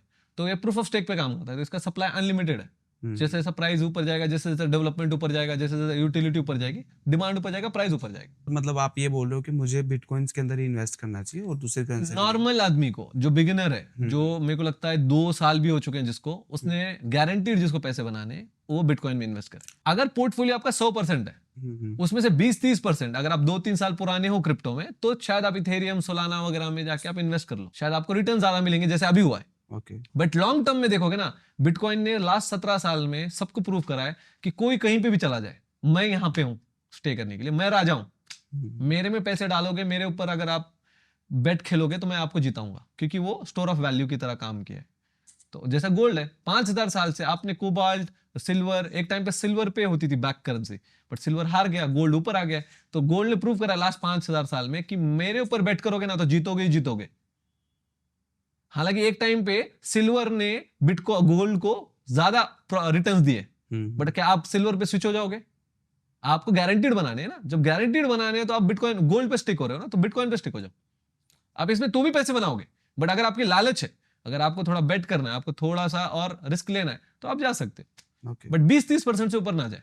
ओके, मतलब 70-80% फंड अपना बिटकॉइंस में रखें और 20-30% अल्टकॉइन। एग्जैक्टली। कहाँ पर हमें इन्वेस्ट करना चाहिए? अब जैसे मैंने रिसेंट में एक न्यूज़ पढ़ी थी, कोइन डीसीएक्स करके एक इंडियन कंपनी है, क्रिप्टो एक्सचेंज है, तो वहां पर स्कैम हुआ है।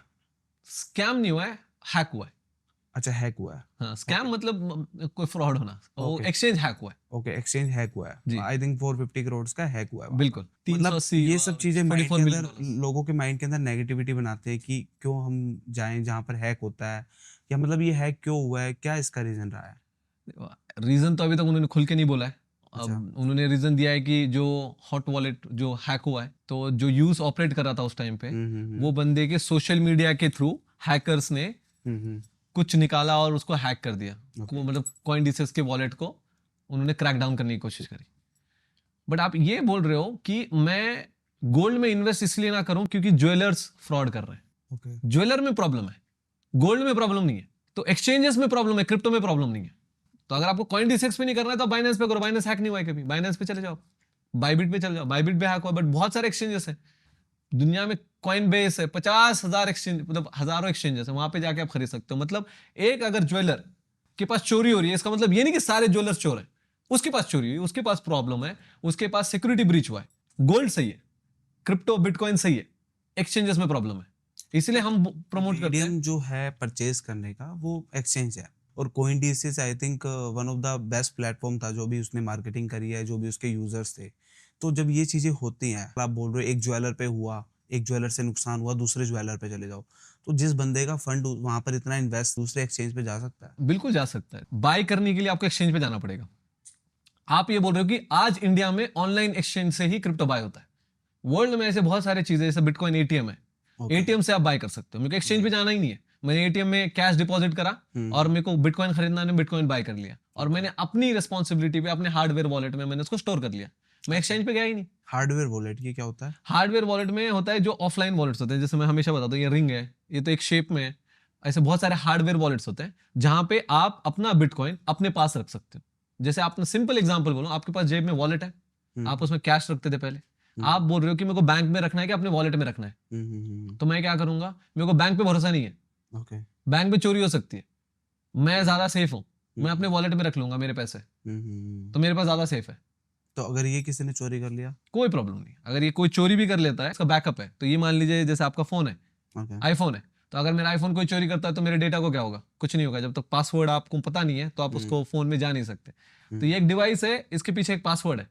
तो ये डिवाइस अगर आप चोरी कर लोगे तो मुझे कोई प्रॉब्लम नहीं होगी, मैं 2,000 रुपए 3,000 रुपए का नया डिवाइस मंगा लूंगा, मेरा पूरे कॉइन्स रिस्टोर कर लूंगा ताकि मेरे पास इसका अपना पासवर्ड है। तो लाइक आप जो रिकवर करोगे वो किसी सॉफ्टवेयर के अंदर ऑलरेडी रिस्टोर होएगा। तो मैं सिंपल एग्जांपल बताता हूँ, तो ये एक एप्लीकेशन है।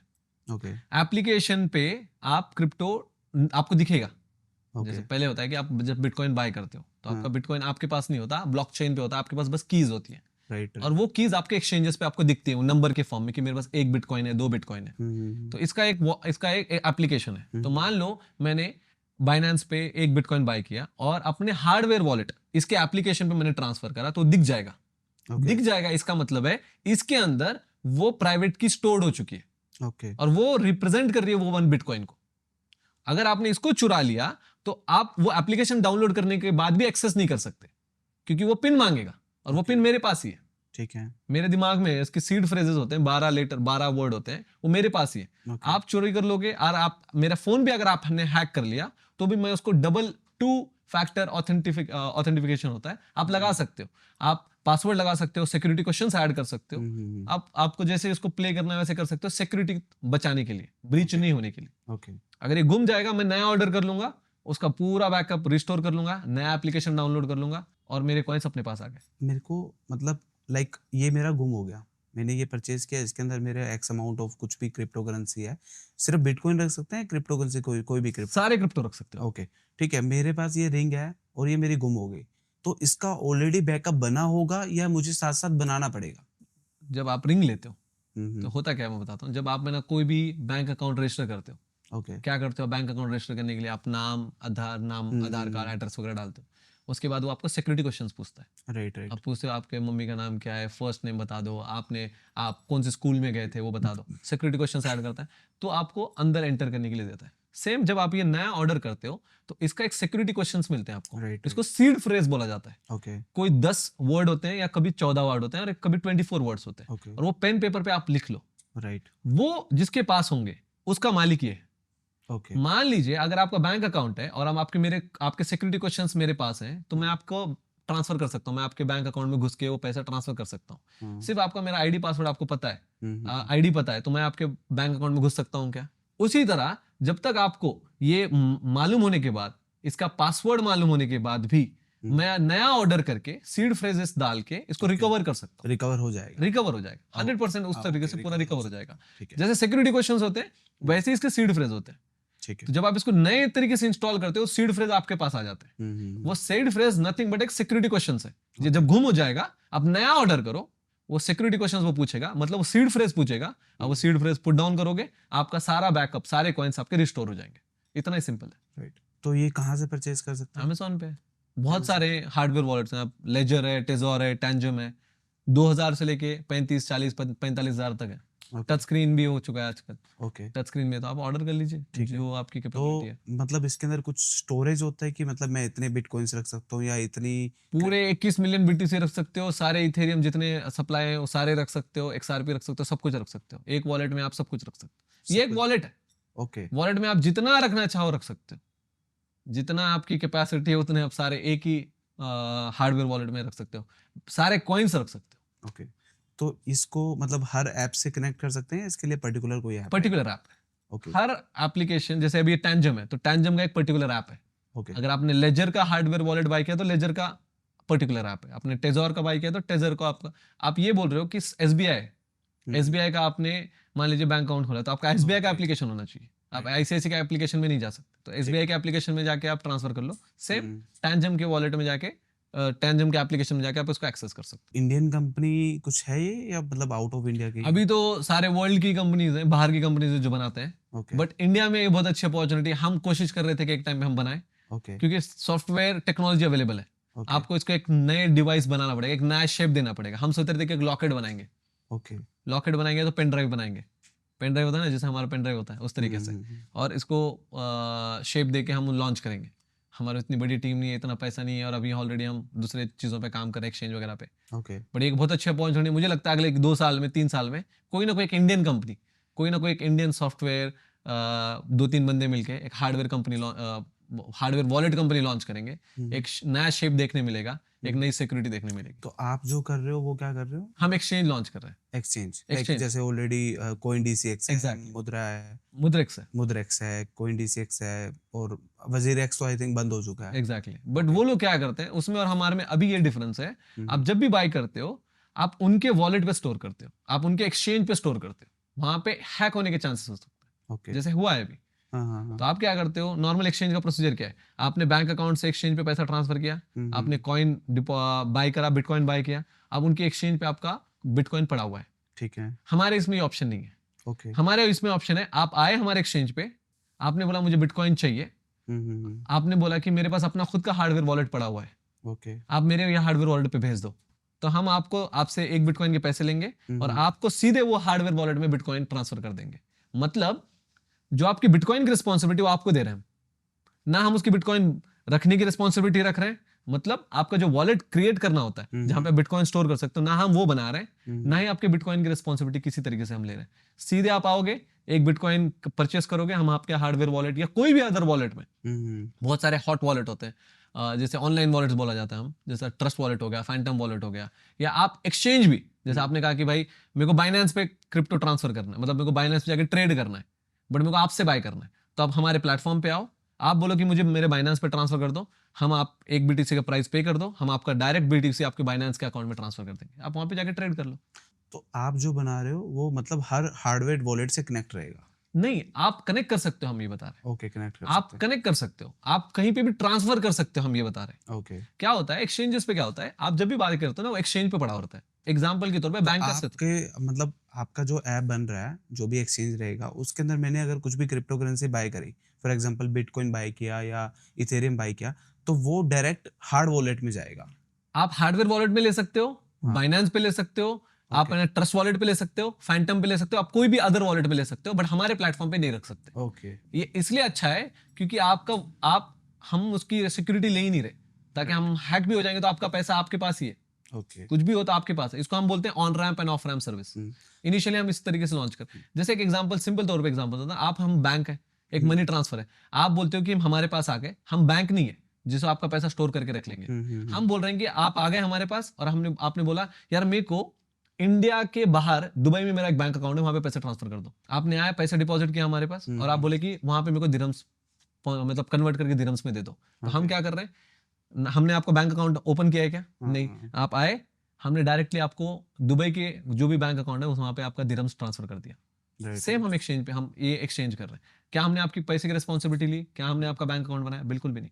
आप आए सिर्फ हम ट्रांजैक्शन करने के लिए, मतलब बाय और सेल करने के लिए। जो सबसे बड़ी प्रॉब्लम है इंडिया में आज, आईएनआर से क्रिप्टो बाय या क्रिप्टो से आईएनआर कन्वर्ट करने के लिए जो सबसे बड़ी प्रॉब्लम है, वो सॉल्व करने के लिए निकले हम। राइट। उस तरीके से तो आपके एक्सचेंज पे हम लाइक रुपीस के अंदर बाय कर सकते हैं? एग्जैक्टली। यूपीआई से कर सकते हो, आईएमपीएस से कर सकते हो, एनएफटी एनईएफटी से कर सकते हो।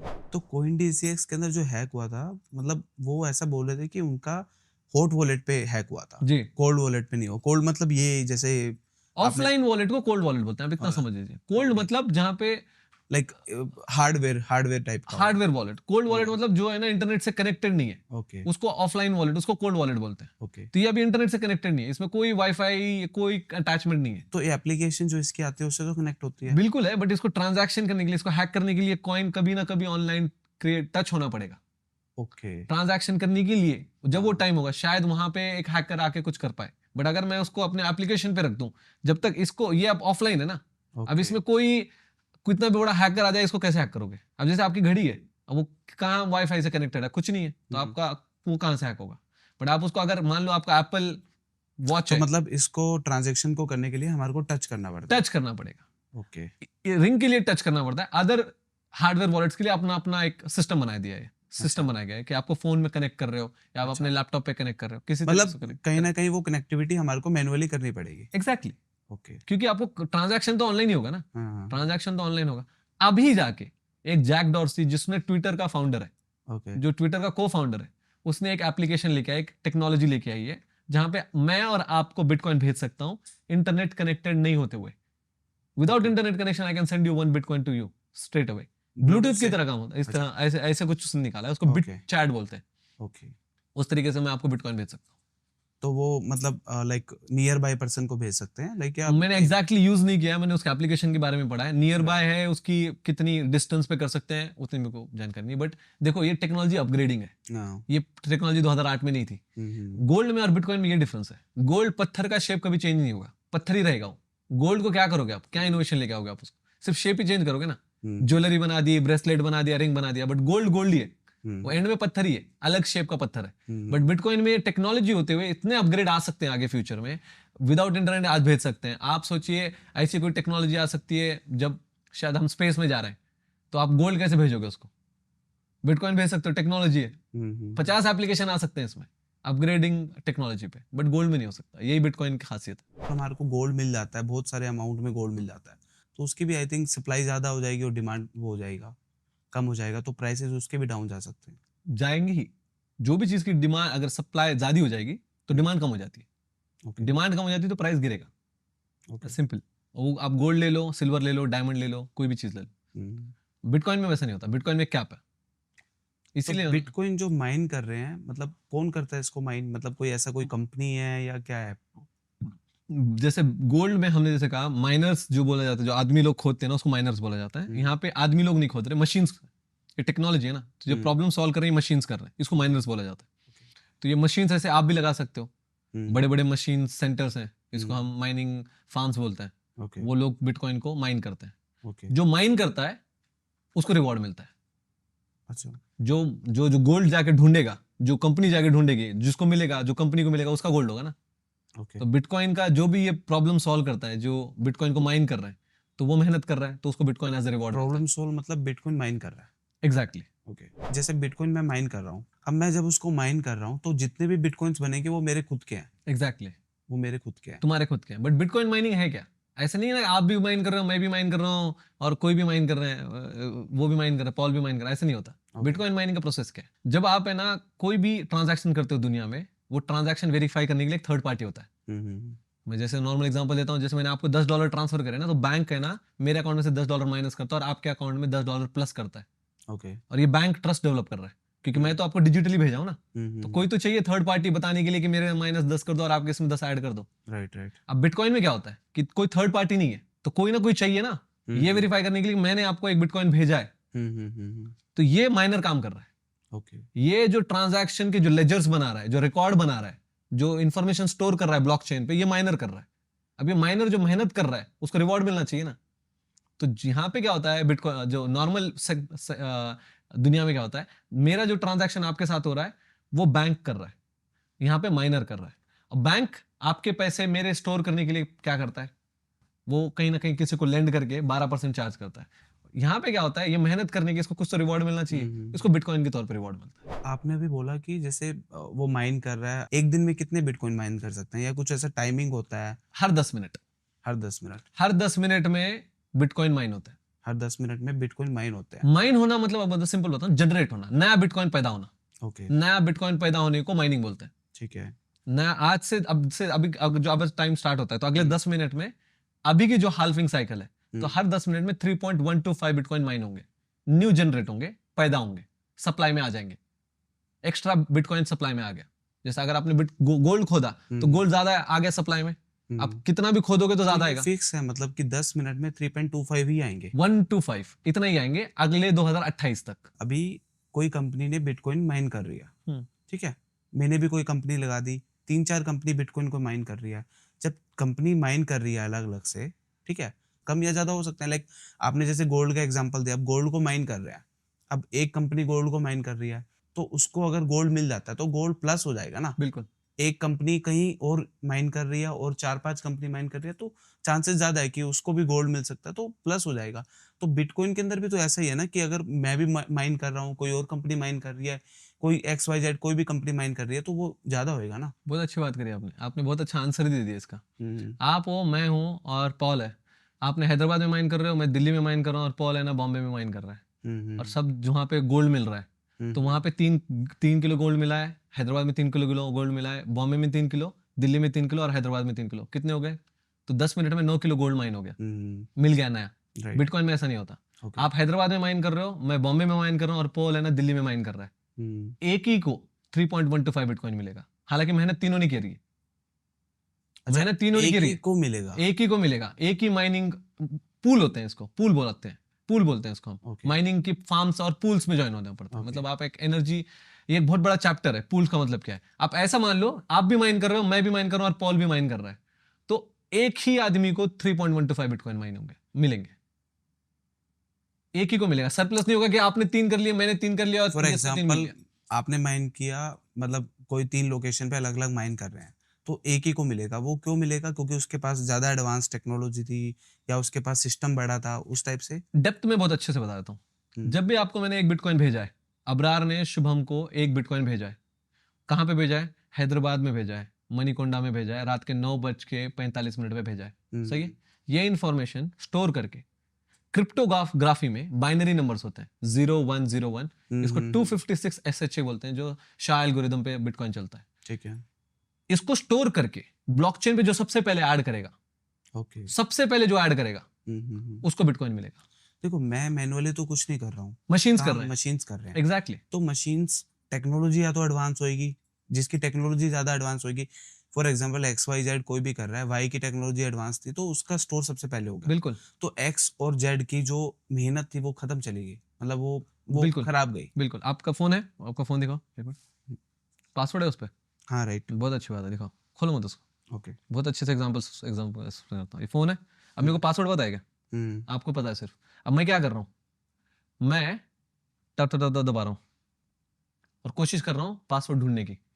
तो मैं क्या कर रहा हूँ, प्रोबेबिलिटी पे खेल रहा हूँ। ओके। तो 256 डिजिट 01010101 ये एक पासवर्ड है, मेरे को क्रैक डाउन करना है सीक्वेंस में, और वो एक ही सीक्वेंस में बिटकॉइन का ब्लॉक सर्वर पे जाएगा। तो आप भी माइन कर रहे हो, मैं भी माइन कर रहा हूं और पॉल भी माइन कर रहा है, और हम तीनों प्रोबेबिलिटी में लगे हैं टिक टिक टिक टिक दबाने की, लगाने की। अब आपके पास 100 मशीन है, मेरे पास 50 मशीन है, और पॉल के पास सिर्फ 10 मशीन है। आपकी प्रोबेबिलिटी ज्यादा है, बट इसका मतलब ये नहीं कि आप ही जीतोगे। मेरे पॉल के पास 10 ही मशीन है, तो पॉल 10 मशीन में भी प्रोबेबिलिटी गलती से लग गया नंबर, पासवर्ड लग गया और फोन खुल गया, फोन किसका हो गया? पॉल का हो गया। बट ऐसा भी तो हो सकता है तीनों की किसी की प्रोबेबिलिटी ना लगे। हो ही नहीं होगा, 10 मिनट में सॉल्व हो जाएगा ब्लॉक। ओके। कोई ना कोई सॉल्व करेगा ये ब्लॉक। ओके। ब्लॉक स्टोर हो ही जाता है, जिसकी पावर बढ़ेगी, मतलब जिसके पास ज्यादा प्रोबेबिलिटी होगी वो खुल ही जाएगा, एक टाइम पीरियड के बाद वो खुल ही जाता है। ओके, एक टाइम मतलब वो 10 मिनट बाद खुलना ही है, खुल ही वो जाएगा। बाय लक किसी मतलब किसका पहले हो खुल सकता गया, है, किसी का भी हो गया, मतलब पहले हो सकता है। तो एक छोटी सी मशीन है, वो एक मशीन जो सिर्फ $40 की है, ओके। सिंपल एक छोटी सी मशीन, $40। $40 कितने हो गए? 3,500 रुपए। वो 3,500 की मशीन ने पूरा ब्लॉक को माइन करके 3.5 बिटकॉइन, 3.125 बिटकॉइन, जिसकी वैल्यू आज 4 करोड़ रुपए, वो 3,000 रुपए की मशीन ने ले ली। वो मशीन को मिल गया। मतलब वो आप बोल रहे हो कि जो 3,500 की जो मशीन है उसको उसके माइनिंग अंदर। मशीन, वो माइनिंग मशीन, वो उसने भी माइन किया। ओके। उसने भी एक रैंडम नंबर फेंका, ओके। उसने भी तुम्हारे फोन पे जाके ऐसे दबा दिया कुछ तो, और खुल गया लॉक। ओके। लॉक खुलने से क्या हो गया, उसको रिवॉर्ड मिल गया। इसीलिए वो बिटकॉइन को रिवॉर्ड बोला जाता है, रिवॉर्ड की तरह मिलता है। एक आपको एक वाउचर की तरह मिलता है, बाय लक की तरह मिलता है। बट जरूरी नहीं कि लक नहीं है ये, आपके पास मशीन ज्यादा है ना, आपकी प्रोबेबिलिटी जीतने की ज्यादा है। तो मतलब अगर मैं एक फिंगर से करूं तो टाइम लगेगा, बट मैं अगर 50 फिंगर दबा के करूं तो मेरी प्रोबेबिलिटी ज्यादा है जीतने की। तो ये मशीन किसने, सतोशी नाकामोटो ने बनाई थी? नहीं, ये मशीन कोई बहुत सारे कंपनीज है, बिटमेन वगैरह बहुत सारे कंपनीज है, वो बनाते हैं। ओके। ये मशीन का काम क्या है, ये मशीन कुछ अलग मशीन नहीं है। जैसे सीपीयू होता है आपका जो सीपीयू है, एग्जैक्टली वही मशीन है, बट स्पेसिफिकली बिटकॉइन माइनिंग के लिए बनी है। हाई टेक इंटीग्रेशन है उसमें। हाई टेक इंटीग्रेशन मतलब इसको एसएक बोला जाता है, एप्लीकेशन स्पेसिफिक इंटीग्रेशन स्पेसिफिकेशन। ये मशीन्स में एग्जैक्टली तुम्हारा कंप्यूटर चलता है ना, उसी तरह से ये सीपीयू है। पहले सीपीयू और जीपीयू पे बिटकॉइन माइन होते थे, कंप्यूटर पे माइन होते थे, लोग लैपटॉप पे माइन किए बिटकॉइन। ओके। सतोशी ने पहला बिटकॉइन माइन किया 50 बिटकॉइन अपने सिंपल लैपटॉप तो से। अब ये मतलब कि इसकी सप्लाई लिमिटेड है, तो इसलिए कॉम्प्लिकेटेड होता जा रहा है। क्या होता है, जो फोन आईफोन 11 था उसके एप्लीकेशन कैसे थे उस टाइम पे, बहुत आसान। बट अब 11 2016 का, अभी 2024 की जो 25 के जो एप्लीकेशन आ रहे हैं वो आईफोन 16 की तरह बने। तो डिफिकल्टी लेवल एप्लीकेशन की बड़ी है। बट बिटकॉइन तो सेम है ना? नहीं, बट उसकी जो माइनिंग की जो एप्लीकेशन है वो बड़ी है। क्यों, मैं बता रहा हूँ क्यों। होता क्या है, ये कंपटीशन है। आपने 50 मशीन लगा दी, समझ। तो आपने क्या किया, 50 मशीन लगा के आपने ज्यादा पावर फेंकी और बिटकॉइन को माइन करने की कोशिश करी। मैं आया और मैंने 100 मशीन लगा दी, तो अब क्या होगा पता है, अब कंपटीशन 100 जो स्टैंडर्ड सेट हुआ है ना 100 मशीन का हो गया। उसके बाद आदमी आया ना, उसने 150 मशीन का स्टैंडर्ड सेट किया। तो 2009 से लैपटॉप से शुरू होते हुए एक मशीन पे लैपटॉप जो बिटकॉइन माइन करता था, एक सिंपल लैपटॉप 50 बिटकॉइन माइन करता था, आज 50,000 माइनिंग मशीन का भी सॉल्व नहीं कर पाता, क्योंकि इतनी डिफिकल्टी लेवल बढ़ गई है उसकी। जैसे आईफोन 8 का जो एप्लीकेशन होता था सिंपल था ना, अब जो पहला आईफोन आया हुआ है उसमें आज के एप्लीकेशन चलेंगे क्या, क्योंकि एडवांस हो गए। वैसे बिटकॉइन की डिफिकल्टी लेवल जो है अगला माइन होने के लिए वो बढ़ती है। वो इसीलिए रखा गया है क्योंकि उसका डिमांड बढ़े। ज्यादा इलेक्ट्रिसिटी खर्च होगी तो बिटकॉइन का डिमांड भी बढ़ेगा, ताकि जैसे गोल्ड का बोला जाता है, जैसे मैं एक सिंपल एग्जांपल देता हूँ, माइनिंग करने में हमारे को बहुत पैसा लगता है। जितना सप्लाई गोल्ड खोदने के लिए लगेगा ना, उससे ज्यादा ही प्राइस होगा ना उसका। Right. अगर मान लो आज 30,000 का खोदने के लिए लग रहा है, तो उसका एक्चुअल प्राइस मिनिमम 40 से 50,000 होगा ना। कल जाके अगर उसको 50,000 रुपए लग रहे हैं, तो उसका सप्लाई डिमांड कितना होगा, मतलब उसका एक्चुअल प्राइस होगा 70 से 80,000 होगा।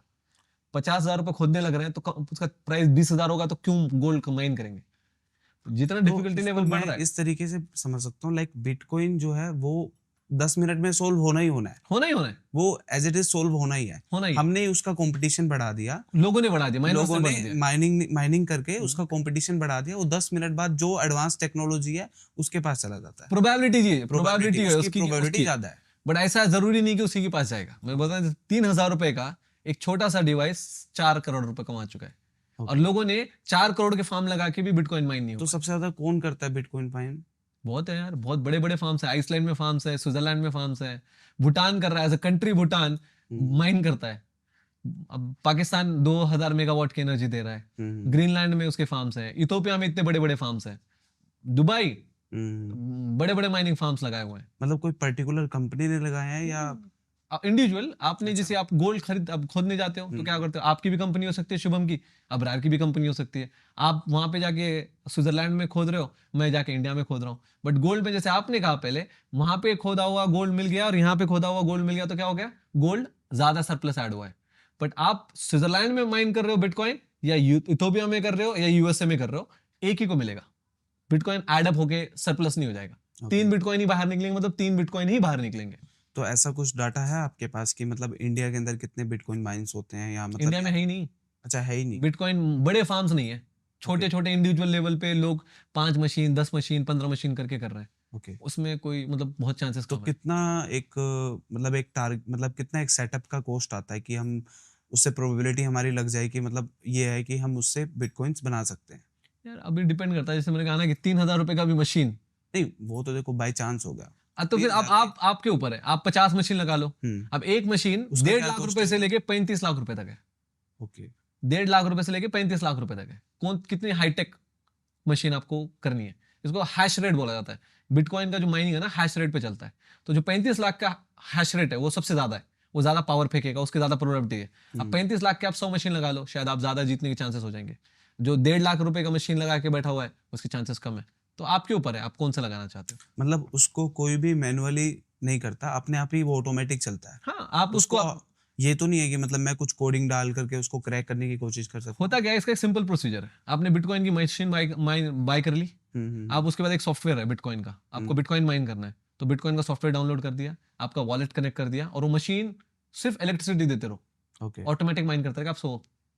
आप आराम से आंखें बंद कर, मतलब उसके अंदर कुछ भी कस्टमाइज नहीं कर सकते? कुछ नहीं करना है। ओके, बस आप ये देखना है कि इंटरनेट चल रहा है और मशीन ठीक ठाक है, मतलब मशीन में पावर सर्किट सब सही चल रहा है बस, और वो दिख जाएगा आपको स्क्रीन पे। स्क्रीन पे दिख जाएगा मशीन सही काम कर रही है, इंटरनेट काम कर रहा है, बस खत्म, और कुछ नहीं चाहिए। तो आप सोते रहो और बिटकॉइन माइन होता रहेगा। इसीलिए बिटकॉइन 24/7 365 डेज चलता है, और वो चल रहा है 2008 से लेके जब तक बिटकॉइन का लास्ट माइन होगा 2140 तक। ओके, वो चलता है प्रोसेस। कोई सो रहा है, खा रहा है, पी रहा है, ट्रांजैक्शंस हो रहे हैं, बिटकॉइन नए से नए माइन हो रहे हैं। हमारे पास रात हो रही है तो भी बिटकॉइन माइन हो रहा है। गोल्ड में ऐसा होता है, जब खोदोगे तभी मिलेगा, बिटकॉइन मिलेगा ही मिलेगा, 10 मिनट में नया बिटकॉइन जनरेट होगा ही होगा। ऐसे सप्लाई आती रहती है। आपको क्या लगता है 5 साल के बाद बिटकॉइंस की क्या वैल्यू होगी? 5 साल में 10 करोड़। 10 करोड़? 10 करोड़ सिंपल कैलकुलेशन है। देखो, अब कोई फिक्स चीज नहीं है, डिमांड सप्लाई गेम है। मैंने बोल तो दिया 10 करोड़। मैं इसलिए बोलता हूँ कि बिटकॉइन का जो मार्केट कैप है ना, वो 2.2 ट्रिलियन डॉलर 2.7 ट्रिलियन डॉलर के आसपास है, और गोल्ड का 22 ट्रिलियन डॉलर के आसपास। मेरा मानना है कि गोल्ड अब कोई नहीं खरीदना चाहता, गवर्नमेंट्स नहीं खरीद रहे यार, तो आपका इंडिविजुअल तो बहुत मुश्किल है। खरीद रहे हैं ज्वेलर्स पे जाके खरीद लेते हैं, बट फिर उसको स्टोरेज करना, उसके बड़े इश्यूज हैं, इंटरनेशनली कैरी नहीं कर सकते, लिक्विडेशन के इश्यूज हैं, तो लोग बेटर स्टोर ऑफ वैल्यू देख रहे हैं, जो कि बिटकॉइन उसको ऑलमोस्ट हर 10-15 साल से बीट कर चुका है। बीट नहीं कर चुका है, $1 से $1,20,000 चला गया है। मतलब जो प्राइस अगर 2015 में देखोगे, 1 किलो गोल्ड में 100 BTC के बराबर थी। आज 1 किलो गोल्ड की वैल्यू 1 BTC के बराबर है। तो 1 किलो गोल्ड इतना होता है, उतना 1 BTC की वैल्यू होगी। तो लोगों को उसमें इन्वेस्ट नहीं करना है। तो अब मेरा है कि अगर बिटकॉइन का मार्केट कैप गोल्ड का मार्केट कैप टच हो जाता है तो 1 करोड़ से 10 करोड़ हो जाएगा। इतना सिंपल कैलकुलेशन। अगर मैं थोड़ा लॉन्ग देखूं, लाइक बिटकॉइन जो है सप्लाई लिमिटेड है, तो बिटकॉइन को 20-25 साल बाद, 30 साल बाद ये प्राइस बढ़ता ही जाएगा, आपको क्या लगता है? बिल्कुल, ये $1 मिलियन जाएगा, 10 करोड़, फिर 50 करोड़ होगा, फिर 100 करोड़ होगा। अच्छा, 100 करोड़ होगा, उससे भी ज्यादा होगा। 10 मिलियन होगा, $100 मिलियन हो जाएगा। आपने कितने बिटकॉइन बाय किए हैं? वो मैं अब तो कैमरे पे नहीं बोल सकता। तो सबसे पहले बिटकॉइंस के बारे में आपको कब पता लगा था? 2014 में। 2014 में। तो आपने कितने बिटकॉइन बाय किए थे? फिर वही क्वेश्चन पे आ गया। मैं ये बोलूंगा कि कोई मैंने कितने बाय किए, उससे बेटर मैं आंसर ये देता हूँ। हर इंसान को एक बिटकॉइन बाय करो और आपकी जिंदगी सेट है। एक बिटकॉइन अगले 20-30 साल में वो अपनी पूरी जिंदगी जी सकता हो। एक बिटकॉइन में इतनी वैल्यू होगी एक बिटकॉइन की। एक बिटकॉइन की एक बिटकॉइन $1 आज 1 करोड़ का है। एक घर आता है 1 करोड़ में, उसको मजाक मत समझो। गवर्नमेंट बाय कर रहे हैं। USA, UK, Ukraine, El Salvador, Germany, कितने लोग, कितने कंट्रीज पीछे पड़े हुए हैं। और अगले 2-3-4 साल में तो सारे कंट्रीज 70-80 कंट्रीज देखेंगे जो इंडिया करेगा। अगले 2-3 साल में मैं आपको बता रहा हूँ, इंडिया बोलेगा हमको बिटकॉइन बाय करना है। तो आप क्या कर रहे हो? जो इंडिया बाय कर रहा है ना, वो आप बाय कर रहे हो। लाइक क्रिप्टो करेंसी एक नई करेंसी आई है। इन फ्यूचर 4 साल बाद, 5 साल बाद आप बोल रहे हो कि इसका प्राइस बढ़ता जाएगा। 4 साल बाद, 5 साल बाद अगर कोई और करेंसी आ जाए, जैसे ये क्रिप्टो करेंसी है, कोई एक और अलग करेंसी आ जाए, किसी और फॉर्म में आ जाए, किसी भी फॉर्म में आ सकती है, तो तब भी तो इसकी वैल्यू डाउन हो सकती है ना? बहुत सारे करेंसीज आए हैं, ऑयल बैक करेंसीज आए हैं, फेल हो गए हैं। पेट्रो डॉलर आया, फेल हो गया है। 50 तरीके से बैकअप वाले कॉइन्स आए हैं, फेल हो गए हैं। गोल्ड बैक कॉइन भी आए थे, प्रूव नहीं कर पाए। यार टेक्नोलॉजी है। बिटकॉइन को है ना सिर्फ एक करेंसी के तौर पे मत देखो। बिटकॉइन एक ट्रांसपेरेंट फाइनेंशियल इकोसिस्टम है जिसमें मैं और आप वेरीफाई कर सकते हैं। अब इंडिया के पास बट फ्यूचर में भी तो ऐसा आ सकता है ना कि इससे ज्यादा कुछ अच्छा बिल्कुल आ इस सकता है। तरीके में। हाइपोथेटिकली मैं बोल सकता हूँ आ सकता है, बट उसको प्रूव करते करते 10-20 साल लग जाएंगे। जब पैसे की बात आती है ना, ट्रस्ट की बात आती है। Right. अब आप ये मान ले हो कि मैं बताता हूँ, बहुत आसान है, बहुत अच्छा क्वेश्चन पूछते हो आप। तुम्हें को थोड़ा सोचना पड़ता है, एग्जाम्पल कैसे दूं। INR है, उस पर गांधी जी का फोटो लगा हुआ है, ठीक है। अगर मैं पॉल को बोलूंगा ना कि गांधी जी के फोटो लगा हुआ करंट नोट लोगे, कि शुभम का नोट लगा हुआ है, शुभम की फोटो वाला नोट लोगे, तो कौन सा लेगा? मेरी फोटो वाला। बिल्कुल आपकी फोटो वाला लेगा। फिर स्कैम हो जाएगा। फिर वो है ना नोट को गाली देगा। वही क्रिप्टो होता है। तो ये है कि आपने ये बोला कि करेंसी आ गई, उस पे ऊपर बोल दिया यार मैं बिटकॉइन हूं, तो बिटकॉइन नहीं बन सकता। गांधी जी की फोटो है, कोई रीजन की वजह से उसको कोई ट्रस्ट बनाए, ट्रस्ट बनाए, टाइम से ट्रस्ट बनाए, तो उसका ट्रस्ट है। और सिर्फ ट्रस्ट टाइम से मेरे और आपके भरोसे पे नहीं है, टेक्नोलॉजी वाला ट्रस्ट है, जिसमें मैं और आप वेरीफाई कर सकते हैं कौन कितना होल्ड कर रहा है। 24 घंटे ट्रांजैक्शन चल रहा है, अनहैकेबल है, डेटा 100% स्टोर्ड है, सप्लाई कैप है, इजीली कैरिएबल। व्हाट इज ये स्टोर ऑफ वैल्यू नहीं, करेंसी है कि मैं आपको इजीली भेज सकता हूँ एक ईमेल की तरह। आज भी नंबर भेजने के लिए मुझे परमिशंस लेनी पड़ती है गवर्नमेंट इंस्टीट्यूशंस के, ठीक है। तो ये जो पावर गवर्नमेंट के पास होती थी पहले, अब आम आदमी के पास आ गई है। पहले मैं गवर्नमेंट को जाके पूछना पड़ता था कि मैं आपको 100 करोड़ रुपए दे सकता हूँ, नहीं दे सकता हूँ, पर मैं आज बिना गवर्नमेंट को पूछे मैं आपको 100 करोड़ रुपए दे सकता हूँ। वो बिटकॉइन की पावर है। जैसे पॉडकास्ट जो भी लोग देख रहे हैं, ये जो भी हमारी ऑडियंस है, उसके अंदर लाइक कोई 10th क्लास में, 12th क्लास में यंग जनरेशन मोस्टली देखेंगे, तो अगर उसको क्रिप्टो करेंसी में जाना है तो उसको क्या बाय करना चाहिए? बिटकॉइन बाय करना चाहिए?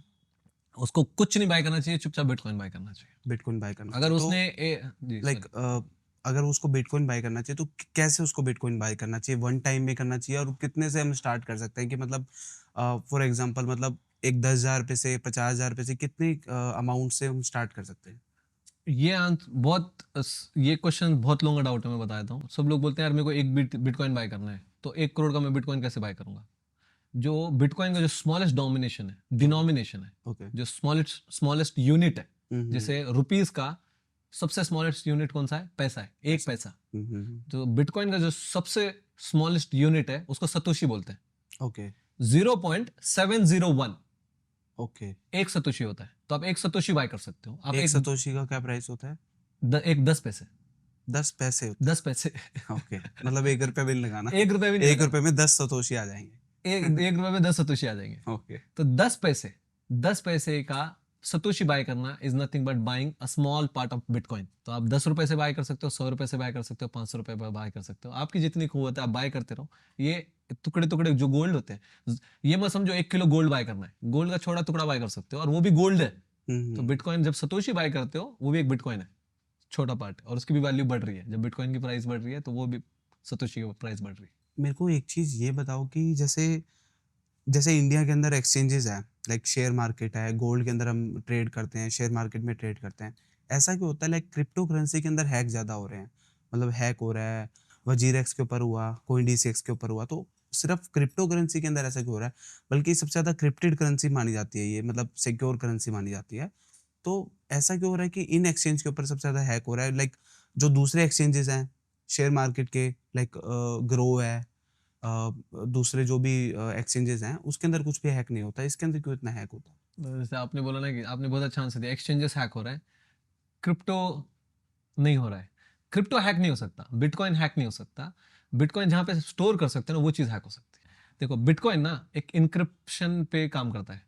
बिटकॉइन पूरा एक इंक्रिप्शन पे काम करता है, एक इकोसिस्टम है इंक्रिप्शन का, ब्लॉकचेन पे स्टोर्ड है।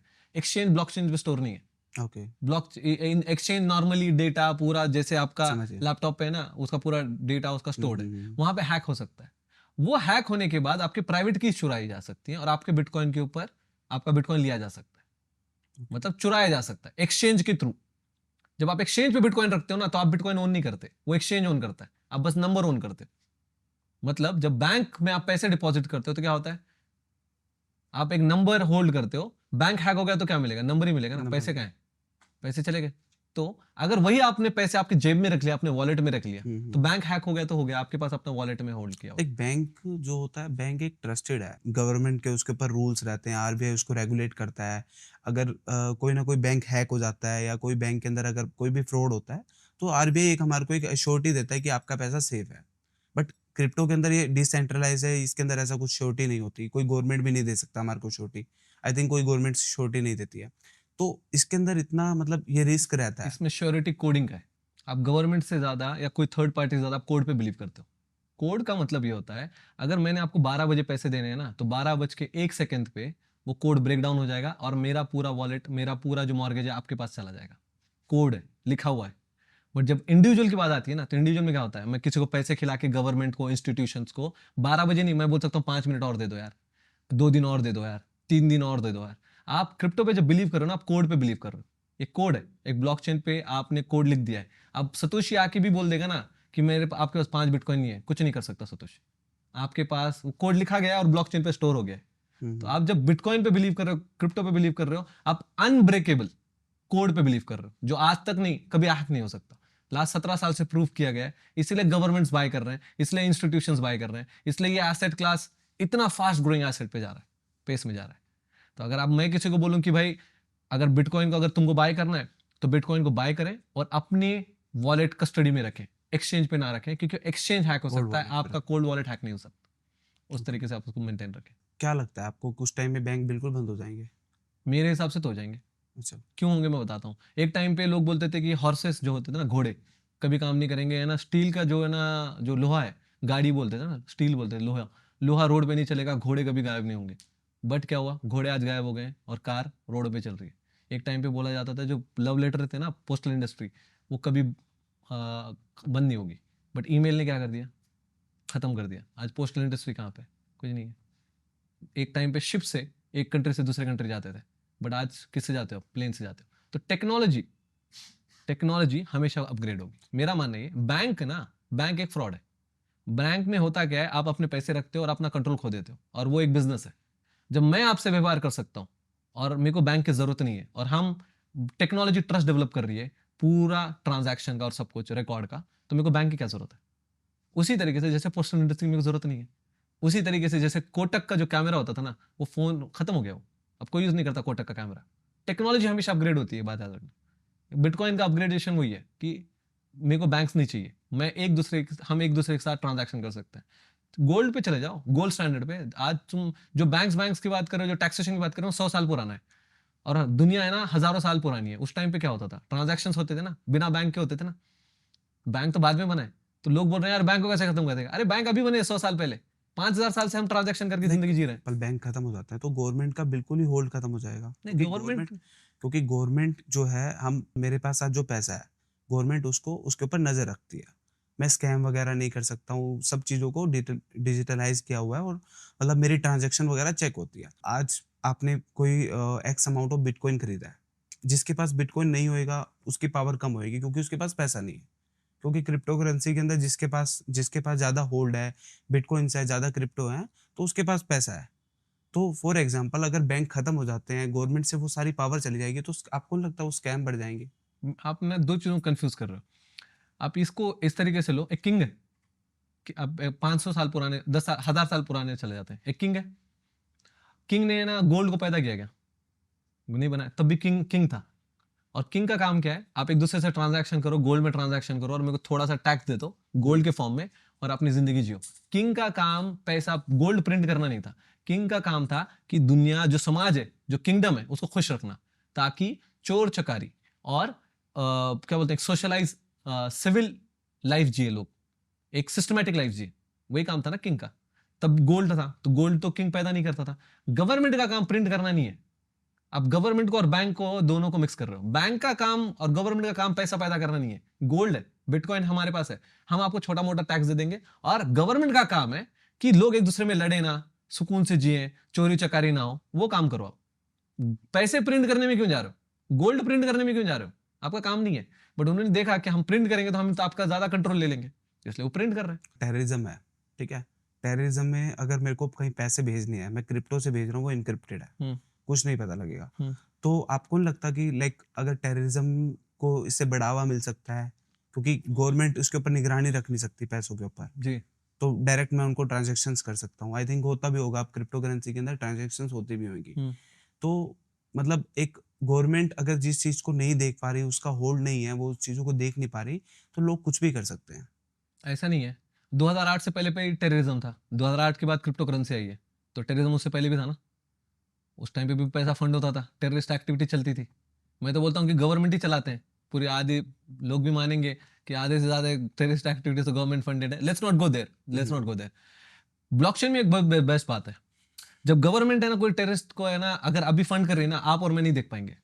बट ब्लॉकचेन पे अगर कोई टेररिस्ट एक्टिविटी हो रही है, और वॉलेट के मैं ट्रांजैक्शंस को स्क्रीन कर सकता हूं, आप और मैं जाके गूगल पे वेरीफाई कर सकते हैं, तो हमें दिख सकता है। चांसेस यहां पे है ब्लॉकचेन पे कि कहीं टेररिस्ट एक्टिविटी फंड हो रही है क्या, ज्यादा पैसा जाके इजराइल में फंड हो रहा है क्या, ज्यादा पैसा जम्मू कश्मीर में फंड हो रहा है क्या, वहां के लोकेशन में ज्यादा पैसा क्रिप्टो ट्रांसफर हो रहे हैं क्या। अगर मुझे ये पता चल जाए तो मुझे ये पता चलेगा कि तो ब्लॉकचेन पे टेररिस्ट एक्टिविटी, मेरा कंक्लूजन ये कि ब्लॉकचेन पे टेररिस्ट एक्टिविटी फंड हो रही है, ये वेरीफाई करना इजी हो जाएगा। ना कि अगर ये ब्लॉकचेन पे नहीं है और ये नॉर्मल डॉलर्स और आईएनआर में हो रही है, कैश में या बैंक ट्रांसफर में, वो छुपाना आसान है। वही तो हो रहा है अभी तक। अपने इंडिया के अंदर ऐसा क्यों है कि कोई भी चीज अगर न्यू टेक्नोलॉजी आती है, कुछ भी आती है, उसको अडेप्ट करने में बहुत टाइम लग जाता है?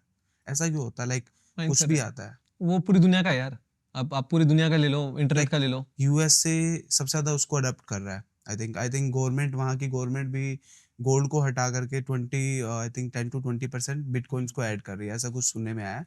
तो रियल है, ऐसा कुछ हो सकता है? है कर रहे हैं। Bitcoin strategy reserve by bill sign करा है। इसका मतलब ये है कि वो गोल्ड नहीं बाय करते हुए बोला है कि गोल्ड सेल करके बिटकॉइन बाय करेंगे, ये तक बोला जा रहा है। ओके। अब वो बिटकॉइन बाय कर रहे हैं, अब यूएस से गोल्ड नहीं बाय कर रहा। आप कभी न्यूज नहीं सुनोगे कि यूएस से मेरे को एज अ कंट्री मेरे को गोल्ड बाय करना है। बट आप ये सुनोगे बहुत जल्दी कि वो उसको बिटकॉइन बाय करना है, और उन्होंने बिल भी साइन कर चुके हैं। अब आपने जो कहा कि यूएसए क्यों करता है, सिंगापुर क्यों करता है, स्विट्जरलैंड क्यों करता है, दुबई क्यों करता है, इसीलिए वो हमसे आगे। हम ट्रायल एंड एरर पे चलते हैं। हमारा मतलब होता है कि पहले कोई एक्सपेरिमेंट कर ले, वो सब सही हो जाए, हम उसको फॉलो करेंगे। हम इनिशिएटिव और लीडरशिप पोजीशन में नहीं है। हमारा काम है कि पहले एक बार मार्केट में प्रूव हो जाए। बट अब नहीं होगा वो, अब क्रिप्टो वाला की वजह से वैसे नहीं होगा। हम फॉलो नहीं करेंगे, हम लीड करेंगे। मतलब वो टाइम आ जाएगा कि जैसे आज हम यूपीआई से पेमेंट करते हैं, तो क्रिप्टो से पेमेंट कर रहे होंगे। बिल्कुल करेंगे यार। 2 साल 1 साल रुको, अभी कर रहे हैं लोग, अनरेगुलेटेड वाइज कर रहे हैं, 1 साल के बाद रेगुलेटेड वे में करेंगे। आज दुबई में चले जाओ, आप पूरी जिंदगी आपकी क्रिप्टो में जी सकते हो, आप तो एमिरेट्स में फ्लाइट टिकट जब बुक कर हम ये सकते हो। बात करते हैं क्रिप्टो की ट्रांजैक्शन की, तो वो सिर्फ बिटकॉइन में होता है, या मतलब मैं कोई भी लाइक फॉर एग्जांपल कोई सोलाना, सुई, जो दूसरे अल्ट कॉइन्स हैं, उसको भी ट्रांजैक्शन में यूज कर सकता हूँ?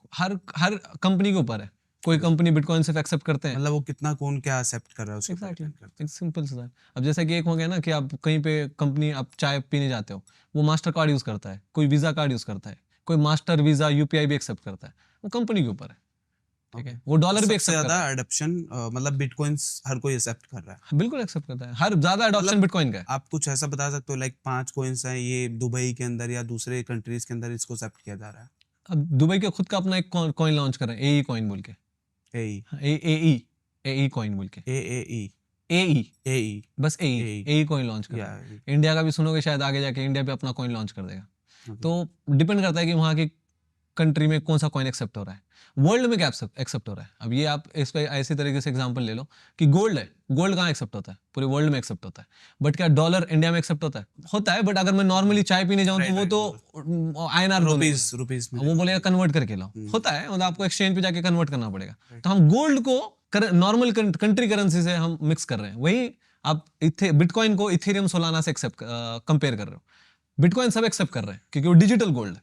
अब इथेरियम, सोलाना, आर्बिट्रम, ये बाकी कॉइन्स जिसको एक्सेप्ट करना होगा वो करेंगे, जिनको नहीं करना है वो मना कर रहे हैं। और मैं अगर CoinDCX का प्लेटफॉर्म यूज करता हूँ या बाइनेंस का करता हूँ, मेरे को कहीं पे कोई ट्रांजैक्शन करनी है, तो उसके लिए उसी ऐप से कर सकते हैं, या कोई डिफरेंट ऐप होते हैं कि मेरे को बिटकॉइन से कुछ परचेज, तो उसको कैसे कर सकते हैं सेम ट्रांजैक्शन? बाइनेंस के एप्लीकेशन पे, अगर आप CoinDCX में नहीं कर सकते कि CoinDCX आपको क्रिप्टो विड्रॉल नहीं देता, क्रिप्टो वहां से ट्रांसफर नहीं कर सकते, ओके, तो क्रिप्टो ट्रांसफर नहीं कर सकते मतलब क्रिप्टो से पे भी नहीं कर सकते। Okay, but okay. बाइनेंस में आप क्रिप्टो ट्रांसफर कर सकते हो, तो क्रिप्टो आप पे भी कर सकते हो। अगर मेरे पास बाइनेंस में मेरा बिटकॉइन पड़ा हुआ है छोटा अमाउंट में, और मैंने कहीं अब स्विट्जरलैंड में, मैं मैकडॉनल्ड्स में बैठा हुआ था, मैंने बिटकॉइन से पेमेंट करा है, मैंने बिटकॉइन करा, तो बिटकॉइन आज पेमेंट उसकी जो वैल्यू है वो उस अमाउंट पे जाएगा, फॉर वो अमाउंट एग्जांपल। पे जाएगा, वो वो दिखा देगा आपको। ओके। एग्जाम्पल के तौर पे डॉलर है, अब आपको डॉलर का प्राइस क्या है पता नहीं है, बट जब आप डॉलर का, आपके पास क्रेडिट कार्ड है, मान लीजिए आपका क्रेडिट कार्ड है जिसमें डॉलर पड़े हुए हैं, अब आपने इंडिया में आए हो, आप टैप करते हो मशीन पे, तो आपको बता देगा ना कि इतना कन्वर्जन हो रहा है, ओके। इतना अमाउंट पे कन्वर्ट हो रहा है। आपने इंटरनेशनल ट्रैवल किया है तो क्योंकि आपने देखा होगा कि कन्वर्जन रेट बता देता है। हम्म, वैसे ही अगर आप जब क्रिप्टो में ट्रांसफर कन्वर्ट करते हो, जो क्रिप्टो ऊपर नीचे जा रहा है उसको आपका कन्वर्जन रेट बता देता है, अब उसे पे कर सकते हो। लाइक डॉलर जो है, वो डॉलर की एक एक वैल्यू है।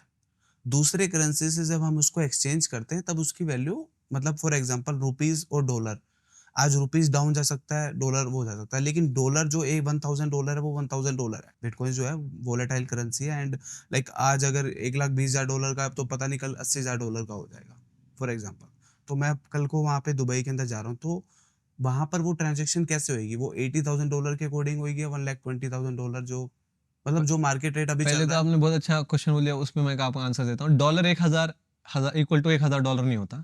$1000 से क्या परचेसिंग पावर है, आप क्या खरीद सकते हो, उस पे वो $1000 की वैल्यू है। आज आपके पास 1000 रुपए हैं, अगले 1 साल के बाद 1000 रुपए ही रहेंगे, बट आप 1000 रुपए से कम चीज खरीद पाओगे, समझ रहे हो? तो $1000 की वैल्यू भी 1 साल के बाद इन्फ्लेशन कम हो जाएगा। इन्फ्लेशन कम हो जाएगा। बिटकॉइन का वैसा नहीं होता, बिटकॉइन वन बिटकॉइन होता है, और परचेसिंग पावर हर साल उसकी बढ़ती जा रही है। तो आज पहले एक BTC से आप आईफोन खरीद सकते थे, आप एक बिटकॉइन से घर खरीद सकते हो। आपने जो आंसर दिया, जब मैं ट्रांजैक्शन कर रहा हूँ उस टाइम पे जो वैल्यू होता है उसका, उस टाइम पे उसका एक्चुअल करंट वैल्यू जो होता है उस पे वो कन्वर्ट हो जाता है, और वो दिखा देता है आपको मशीन पे। जब भी आप पे कर रहे हो, अब डिफरेंट मशीन होते हैं जहाँ पे आप पे करते हो बिटकॉइन से, तो आपको बताता है, मान लो आप एक घर खरीद रहे हो, अब वो अब एक बिटकॉइन का है, मतलब $1,18,000 का है। अगर आपने उस टाइम पे पे करने की कोशिश करी, वो बता देगा 1,18,000 में कन्वर्ट हो रहा है। अगर आपने 10 मिनट बाद करी, तो शायद वो जो प्राइस एक्चुअल होगा उसका, वो प्राइस पे वो कन्वर्ट हो जाएगा। इसीलिए जो स्टेबल कॉइन्स है, जिसको हम बोलते हैं USDT, USDC, इसके लिए उसको ज्यादा पेमेंट्स में यूज करने की कोशिश करते हैं, ताकि वो वोलेटिलिटी नहीं होती उसमें। और यकीन मानो, मैं खुद क्यों बिटकॉइन से पे करूं, जब वो ग्रोइंग एसेट है। आप बोल लो कि मैं खाना खाना चाहता हूं, मैं गोल्ड से पे करूंगा, मैं क्यों गोल्ड से पे करूं जब गोल्ड का प्राइस बढ़ रहा है, परचेसिंग पावर बढ़ रही है? तो मैं बिटकॉइन से क्यों पे करूं जब उसकी प्राइस परचेसिंग आज पावर से बढ़ 5 रही है? साल 10 साल बाद किया था, वो इंक्रीज हो जाएगा। लोगों ने बेचे हैं। एक बंदे ने, आपको कहानी सुनाता हूँ, 2010 में सबसे मशहूर किस्सा है, एक पिज्जा बाई किया, 2 पिज्जा एक्चुअली, मेरे को लगता है कि वो अभी भी जिंदा है। तो सोचो अगर दूसरा कोई आदमी होता, तो मतलब उस हट रहा। 10 साल पहले कोई उसको एक्सेप्ट कर रहा था पिज्जा, मतलब बिल्कुल पिज्जा कंपनी कोई भी, फॉर एग्जांपल XYZ कोई भी पिज्जा कंपनी थी वो एक्सेप्ट कर रही थी कहानी अलग है इसकी। उसने क्या किया था कि उसने बोला कि मेरे को 2 पिज्जा खरीदने हैं, मेरे को 2 पिज्जा खाने हैं। इट्स अ पर्सनली मतलब कुछ एग्जैक्टली तो उसने एक फोरम पे डाला और एक बंदा $41 का वो ट्रांजैक्शन था, 41 डॉलर का। उसने बोला कि वो 2 पिज्जा मेरे को खरीदने हैं, मेरे पास 10,000 बिटकॉइन है, अगर मेरा पिज्जा का कोई ऑर्डर कंप्लीट कर देता है मैं उसको 10,000 बिटकॉइन दे दूंगा। तो एक फोरम पे डाल दिया। तो एक बंदा पागल जैसा बंदा, एक्चुअली उस टाइम पे पागल बट आज का सबसे स्मार्ट बंदा, उसने बोला यार एक काम करता हूँ मैं $41 की पेमेंट मैं कर देता हूँ, 10,000 बिटकॉइन मेरे को दे दे। और उसने 10,000 बिटकॉइन में एक्चुअली 2 पिज्जा खरीदे और आज तो वो आज 10,000 भी है, बिटकॉइन की। हाँ आज भी है उसके पास। जिसने बिटकॉइन लिए हैं 10,000 बिटकॉइन, अब वो नहीं पता, बट जिसने दिए हैं उसके पास नहीं है। हाँ, अब जिसने दो पिज्जा खा लिया उसने, अब आज सोचो 10,000 बिटकॉइन, 10,000 बिटकॉइन की बात कर रहे हैं हम, $100 बिलियन, 100 नहीं, जो भी वैल्यू होगी, नहीं 100 बिलियन नहीं होंगे, 1 बिलियन, एक $100,000 का एक बिटकॉइन है।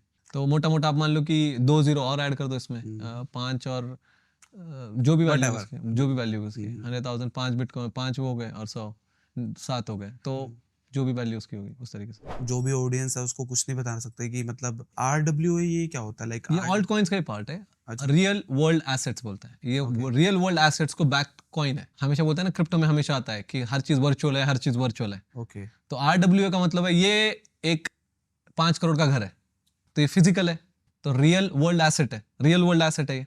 इसको बैक्ड मैंने 1 लाख कॉइन्स लॉन्च कर दिए, तो वो कॉइन्स एक्चुअल प्रॉपर्टी को रिप्रेजेंट करता है। ओके, तो क्रिप्टो में ये हो जाता है हमेशा हर चीज वर्चुअल चल रही है, हर चीज वर्चुअल, तो ये नए प्रोजेक्ट्स आना शुरू हुए, इसलिए दुबई में अभी वर्ल्ड रियल एस्टेट को टोकनाइज कर रहे हैं, तो RWA का पार्ट है। गाड़ीज को आगे जाके देखोगे टैक्सीज RWA होंगे, मतलब रियल वर्ल्ड टोकनाइजेशन का पार्ट होंगे, तो टैक्सीज को टोकनाइज कर देंगे, तो एक कार 100 लोग खरीद पाएंगे, 1000 लोग खरीद पाएंगे, एक बंदा नहीं खरीदते हुए 100 लोग उसमें पार्टिसिपेट कर सकते हैं। वो लाइक उसकी मतलब RDO टोकन्स उसने खरीद लिया तो मतलब टोकन, RWA का टोकन्स का मतलब होता है कि आप मान लीजिए अब ये एक सोफा है, ठीक है, अब ये सोफा है 100 रुपए का एग्जाम्पल के तौर पे, बट अगर मैं 100 रुपए नहीं देना चाह रहा हूँ तो मैं बोल रहा हूँ कि 100 लोगों को मैं एक एक टोकन दे दूंगा और सबसे एक एक रुपए ले लूंगा, और हर आदमी 100 लोग ये सोफा ओन करते हैं, और जब ये बेचूंगा मैं तो 100 लोगों का इसका प्रॉफिट जाएगा। वही शेयर मार्केट की तरह हो गया कि पार्ट कंपनी ऑफ के पार्ट छोटा पार्ट खरीद पा रहे हो, एक पूरी चीज खरीदने से ज्यादा, एक आदमी खरीदने से ज्यादा 100 लोग उस पे लाइक पार्टिसिपेट। रियल एस्टेट का भी RWA आ जाएगा तो हम रियल एस्टेट को भी बाय कर सकते हैं। दुबई में हो रहा है, ओके, दुबई में हो रहा है, पूरी प्रॉपर्टी एक आदमी नहीं खरीद रहा है, 1000 लोग, 1 लाख लोग, 10,000 लोग पार्टिसिपेट करके उसका छोटा छोटा पार्ट खरीद रहे हैं। इसके अंदर सबसे स्पेसिफिक कौन सा टोकन है जो मतलब अपना टोकन लॉन्च करते हैं, RWA टोकन लॉन्च करते हैं। लाइक ओंडो, आई थिंक मेरे को लगता है कि ऑन्डो पे बनता है टोकन, तो ऑन्डो का सिक्योरिटी यूज करते हैं। कोटी है, कोटी भी एक कॉइन है जिसके इसका सिक्योरिटी लेयर यूज करते हैं, ये स्पेशली RWA कॉइन्स लॉन्च करने के लिए। तो आप ऑन्डो पे अपना कॉइन लॉन्च कर दो और बोल दो कि ये प्रोजेक्ट 10,000 कॉइन को रिप्रेजेंट करता है, शुभम कॉइन को 10,000 शुभम कॉइन को रिप्रेजेंट करता है, और 10,000 लोगों ने छोटा छोटा अमाउंट देके अपनी प्रॉपर्टी खरीद ली, अभी 7 लोग इसके ओनर है। तो आपको क्या लगता है कि ये जो RWA कॉइन्स है ये आगे मतलब बुलिश रहेंगे? 100% रहेंगे, कौन से रहेंगे पता नहीं, कंसेप्ट बहुत अच्छा है कंसेप्ट। अभी फिर वापस हम वो हो रहे हैं कि कौन सा सॉफ्टवेयर जीतेगा, कौन सा RWA जीतेगा, मुझे नहीं पता। ओंडो तो आई थिंक अब जाएगा ना। नहीं, ऑन्डो जैसे और भी कंपटीशन आ जाएंगे, ऑन्डो अच्छा है मेरे लिए, मेरे को पसंद है, बट ऑन्डो का अब वो RWA के, अगर जैसा मेरा मानना है कि नेक्स्ट जो फ्यूचर है इज वर्ल्ड ऑफ टोकनाइजेशन, हर चीज टोकनाइज होगी, मतलब छोटा RWA होगा सबका, रियल वर्ल्ड एसेट्स रहेंगे सबके। अब उसमें क्या होगा, कंपटीशन आएगा, आज ऑन्डो है और अगले इसमें 50 और नए कॉइन्स आ जाएंगे जो ऐसे प्रोजेक्ट्स को आप कर पाओगे, उनके ऊपर लॉन्च कर पाओगे। जैसा पहले इथेरियम था, अब सोलाना क्यों आया, इथेरियम ने बोला कि इथेरियम की गैस फीस ज्यादा है, सोलाना ने बोला हम उसकी गैस फीस 0 कर देंगे। इथेरियम ने बोला कि भाई मैं इतने ट्रांजैक्शन करता हूँ और मैं 3 मिनट लूंगा, 4 मिनट लूंगा, 5 मिनट लूंगा। सोलाना ने बोला मैं 1 सेकंड में 1 मिलियन ट्रांजैक्शन कर दूंगा, काम एक ही है। तो ऑन्डो जैसे अभी है, दूसरे भी कॉइन्स आ जाएंगे, वो बोलेंगे कि हम करेंगे। तो अब ऑन्डो अच्छा है कि दूसरे कॉइन्स अच्छे हैं, कंसेप्ट अच्छा है।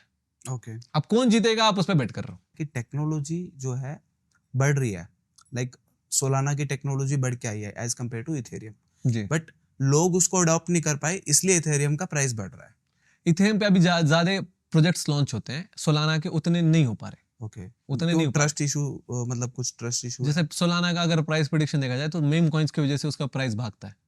अच्छा। अभी लोग मेम कॉइन्स के ऊपर, लोगों को पता चल गया है कि भाई मेम कॉइन्स का कोई फ्यूचर है नहीं, तो जैसे मीम कॉइन जब पंप एंड फम्प क्या था, वो पंप डंप कोई तो भी एक प्लेटफॉर्म था, वो बंद हो गया था बीच में, तो उसका वो बंद हो गया, उस पे सारे मीम कॉइन्स लॉन्च हो गए थे और वो मीम कॉइन्स हो गए थे सोलाना पे लॉन्च। जब वो प्लेटफॉर्म बंद हो गया तो सोलाना भी गिर गया। अब सोलाना पे नए प्रोजेक्ट्स बनेंगे तो और ऊपर प्राइस आ जाएगा।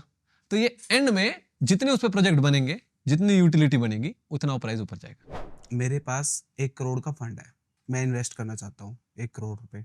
मतलब किसी लिए कोई 10,000 रुपये हो सकता है, किसी के लिए 10,000 हो सकता है, किसी के लिए 1 लाख हो सकता है। 1 करोड़ का मेरे पास फंड है, जी। ठीक है?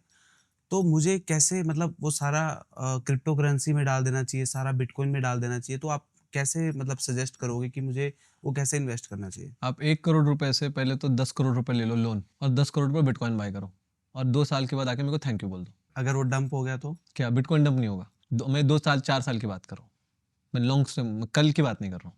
No, no, no. से- मतलब तो आपके पास 1 करोड़ है 5 ना, साल तक के लिए अगर मैं समझूँ कि मैंने अगर इन्वेस्ट कर दिया है, तो आप कम से कम 3-4 गुना मिनिमम कमाओगे। मेरा ऑप्टिमिज्म 10 गुना है। क्योंकि मैंने जहाँ तक सुना है कि बिटकॉइन की जब हाल्विंग होती है, हाल्विंग के इवेंट्स के बाद ही बिटकॉइन जो है पंप करता है, उससे पहले वो डाउन जाता रहता है। ये कहानियाँ है। क्योंकि लाइक अगर मैं लास्ट डाटा अगर देखूँ 2021 में आई थिंक हाल्विंग हुई थी ना, 2020 या 2021 में, 20 में 20 में। तो उससे लास्ट हाल्विंग पहले 2024 में हुई है, अप्रैल 18 को। इससे उससे लास्ट, पहले उससे वाली पहले वाली। 2020। तो उसके अंदर जब उससे पहले मार्केट जब थी, उससे पहले मार्केट आई थिंक उस टाइम 35 लाख 30 लाख तक बिटकॉइन जा चुका था। 25 लाख जब मेरे ख्याल डोज कॉइन आई थिंक बहुत पंप किया था, मीम कॉइन जो एलोन मस्क ने उसको काफी प्रमोट किया था, तो उस टाइम पे 20 लाख 25 लाख तक था। तो उस टाइम सबने उसने सबसे ज्यादा ऑल टाइम हाई अपना अचीव किया था, आई थिंक 55 लाख या 60 lakh if I am not wrong. $69,000 dollars में आपको बता दूं। डॉलर्स के अंदर। ठीक है। सो लाइक ऐसा ही अभी सेम हो रहा है, 2024 के अंदर हाल्विंग हुई। ये आपने जैसे कहा ना, एक कहानी है, हाल्फिंग के बाद प्राइस डंप होगा, प्राइस पंप होगा। यार डिपेंड करता है मार्केट की सिचुएशन क्या है, वर्ल्ड की सिचुएशन क्या है। 2021 में बिटकॉइन स्ट्रैटेजी रिजर्व बाय नहीं किया था। 2021 में स्विट्जरलैंड, इथोपिया में इतना बिटकॉइन माइन नहीं हो रहा था। 2021 में भूटान में माइनिंग हो रही थी बट छोटे लेवल पे हो रही थी।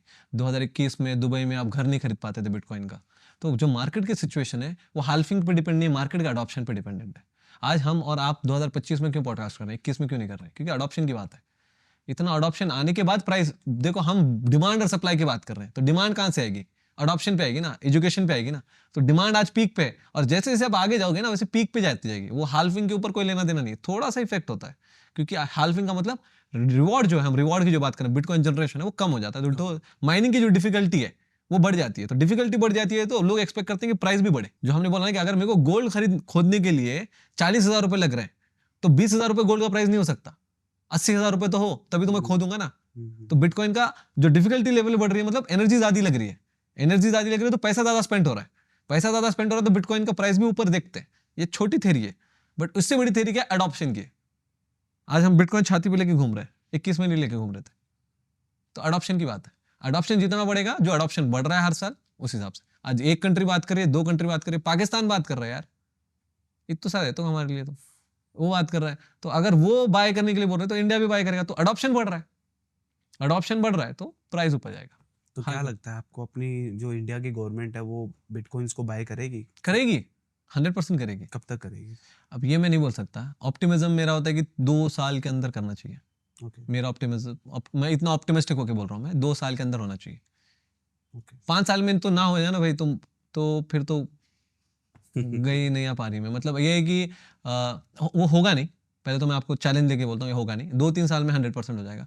ये होता ऐसा है कि दूसरे कंट्रीज कर रहे हैं ना, तो अभी अगले 1 साल में देखोगे आप 10-15 कंट्रीज के बारे में सुनोगे। और हम इंडिया पीछे हैं बट इतना भी पीछे मत समझाऊंगा। हम अडॉप्ट करते हैं, हम इतना भी श्रीलंका या जिम्बाब्वे नहीं है कि हम सबसे लास्ट होंगे। हम थोड़े बीच कैटेगरी में आते हैं। लेट यूएस को थोड़ा लीड करने देते हैं, सिंगापुर को लीड करने देते हैं, स्विट्जरलैंड को लीड करने देते हैं और हम आ जाते हैं। अब वो कर चुके हैं, अब हमारा 1-2 साल में हम भी लीड करेंगे, मतलब हम भी टैक्सेशन कम करेंगे। लोग बोलते हैं टैक्सेशन कम नहीं हो रहा, कम नहीं हो रहा, होगा यार।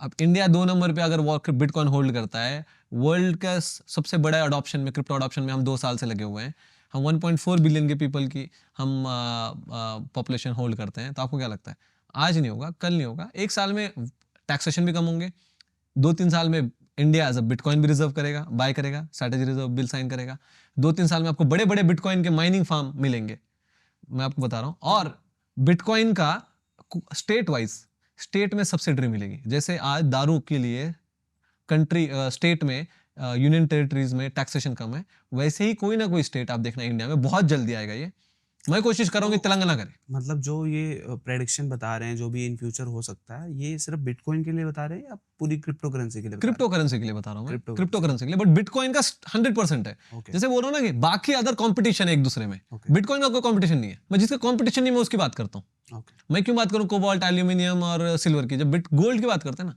तो डिजिटल गोल्ड की बात करते हैं, तो डिजिटल गोल्ड बिटकॉइन है, बाकियों में कंपटीशन है। जो ज़्यादा बेनिफिट है वो किस में है कि हमारे को माइन करना चाहिए, परचेजिंग ज़्यादा करनी चाहिए? ये देखो माइनिंग ना एक पूरा एक बिजनेस है। ओके ये ऐसा नहीं कि आपने एक माइनिंग मशीन ले ली और चुप लगा दिया और पैसे कमाना शुरू करे।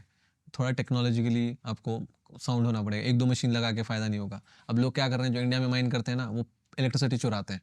तो मैं वही पूछना चाह रहा हूँ कि मतलब माइनिंग करना बिटकॉइन बेनिफिट बाय है? करो, बाय करो। हाँ। माइनिंग वो करो जिसका पैशन है, ओके जिसको अंदर से पता है कि बिटकॉइन माइनिंग क्या होता है, उसने स्टडी कर रखा है, उसके हाल्फिंग के बारे में पता है, बिटकॉइन का थोड़ा एग्जैक्ट नॉलेज पता है कि माइनिंग कैसी होती है, कौन से पूल को ज्वाइन करना है, थोड़ा टेक्निकल इन्फॉर्मेशन है। एक बट होता है आपने तो बताया ना कि इसके लिए सेटअप चाहिए होता है और ऑटोमेशन पे सब कुछ होता है। होता है बट आपको तो भी है ना जगह बनानी पड़ेगी, मशीन्स लाने पड़ेंगे, आपको आपको उसमें रैक्स में माइनिंग मशीन्स रखने पड़ेंगे, वायर ज्वाइन करना पड़ेगा, इलेक्ट्रिसिटी लगानी पड़ेगी, इलेक्ट्रिसिटी का वायर आएगा आपके घर में। ऐसा तो नहीं ना कि आपके घर वाले के वहाँ पे जो तार चल रही है उसमें आपने आंकड़ा डाल दिया और आप बिटकॉइन माइन कर रहे हो। ये मत करो ना। आप दो चीज़ों में कंफ्यूज हो रहे हो।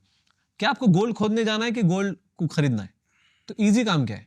गोल्ड खरीदना। गोल्ड खरीद लो। गोल्ड खोदने का काम वो करो जो जिसके पास उतनी इंफॉर्मेशन है कि मेरे को यहाँ मिल सकता है, उसके पास थोड़ा इंफ्रास्ट्रक्चर है, थोड़ा वो टेक्निकली उन्हें थोड़ा साउंड है, तो गोल्ड खोदने जाओ। प्रॉफिट दोनों में। भूटान कंट्री बिटकॉइन माइन कर रहा है एज अ कंट्री। आज 12,500-13,000 बिटकॉइन है उसके पास। सो लाइक भूटान कंट्री जो आप बोल रहे हो बिटकॉइन माइन कर रहा है, वो गवर्नमेंट माइन कर रही है या गवर्नमेंट माइन कर रही है, गवर्नमेंट माइन किंग कर रही माइन कर रहा है, गवर्नमेंट माइन कर रही है। ओके और 2019 से कर रही है। और सिर्फ भूटान ही नहीं है, अभी लोग तो सिर्फ भूटान ही कर रहे हैं। अब पाकिस्तान 2000 मेगावाट का है ना इलेक्ट्रिसिटी दे रहा है बिटकॉइन माइनिंग के लिए। अनाउंसमेंट्स आ गए। मतलब इथियोपिया वो स्टार्ट कर चुका है या अभी करना कर है? रहे हैं, ओके बिल वगैरह आई साइन कर थिंक चुके हैं। यूएसए का भी कुछ एग्रीमेंट हुआ है उसको क्रिप्टो को यूएसए में कर रहे हैं, जापान में कर रहे हैं, चाइना में कर रहे हैं। पाकिस्तान और यूएसए का कुछ एग्रीमेंट हुआ है क्रिप्टो को लेकर के। यूएसए का नहीं हुआ है। उन्होंने बिटकॉइन का जो एडवाइजर होते हैं, क्रिप्टो एडवाइजर, माइकल सेलर, जिसको स्ट्रैटेजी जिसकी कंपनी है, जिसके पास 6.5 लाख बीटीसी है, उसको क्रिप्टो एडवाइजर बोल के लिया है, जो यूएसए से है। Okay. जो सीजी है, जो बाइनेंस का फाउंडर है, जो को फाउंडर है, उसको क्रिप्टो एडवाइजर बोल के लिया है। तो वो बिल साइन करें कि मैं क्रिप्टो एडवाइज करूंगा आपको एज अ कंट्री, मैं हेल्प करूंगा। ये दो लोग हेल्प कर रहे हैं पाकिस्तान को कि पाकिस्तान क्रिप्टो में कैसे अडॉप्ट करे, माइनिंग में, पेमेंट्स में, बिटकॉइन अडॉप्शन में, इसके लिए। तो ये बिल, ये कॉन्ट्रैक्ट साइन हुआ है इंडिविजुअल लेवल पे, गवर्नमेंट ने कोई साइन नहीं किया। तो अभी मेरे को सबसे पहले ये बताओ कि लाइक कौन सा ऐसा बेस्ट प्लेटफॉर्म है इंडिया का या वर्ल्ड का जिसमें हमारे को क्रिप्टो लाइक SIP कर सकते हैं या बाय कर सकते हैं? कौन से प्लेटफॉर्म पे हमें करना चाहिए? देखो यार, करने के लिए तो बाइनेंस पे करो, बट बाइनेंस के P2P में मत करो। यही प्रॉब्लम एज अ क्रिप्टो वाला हम एक्सचेंज लॉन्च करके सॉल्व करने की कोशिश कर रहे हैं। ओके कॉइन DCX पे आप बाय तो कर सकते हो, पर कॉइन विड्रॉ नहीं कर सकते। ओके तो आप क्या कर रहे हो कि जो मेरा फ्रीडम है, जो क्रिप्टो का एक्चुअल मतलब होता है कि मैंने बाय किया और मैं किसी को भी ट्रांसफर कर रहा हूँ, तो ये तो रिस्ट्रिक्ट कर दे रहे हैं। तो इंडिया में जो एक्सचेंजेस है ये रिस्ट्रिक्ट कर रहे हैं। अब बाइनेंस पे ट्रांसफर तो अलाउ है, बट आप बैंक से ट्रांसफर नहीं कर सकते।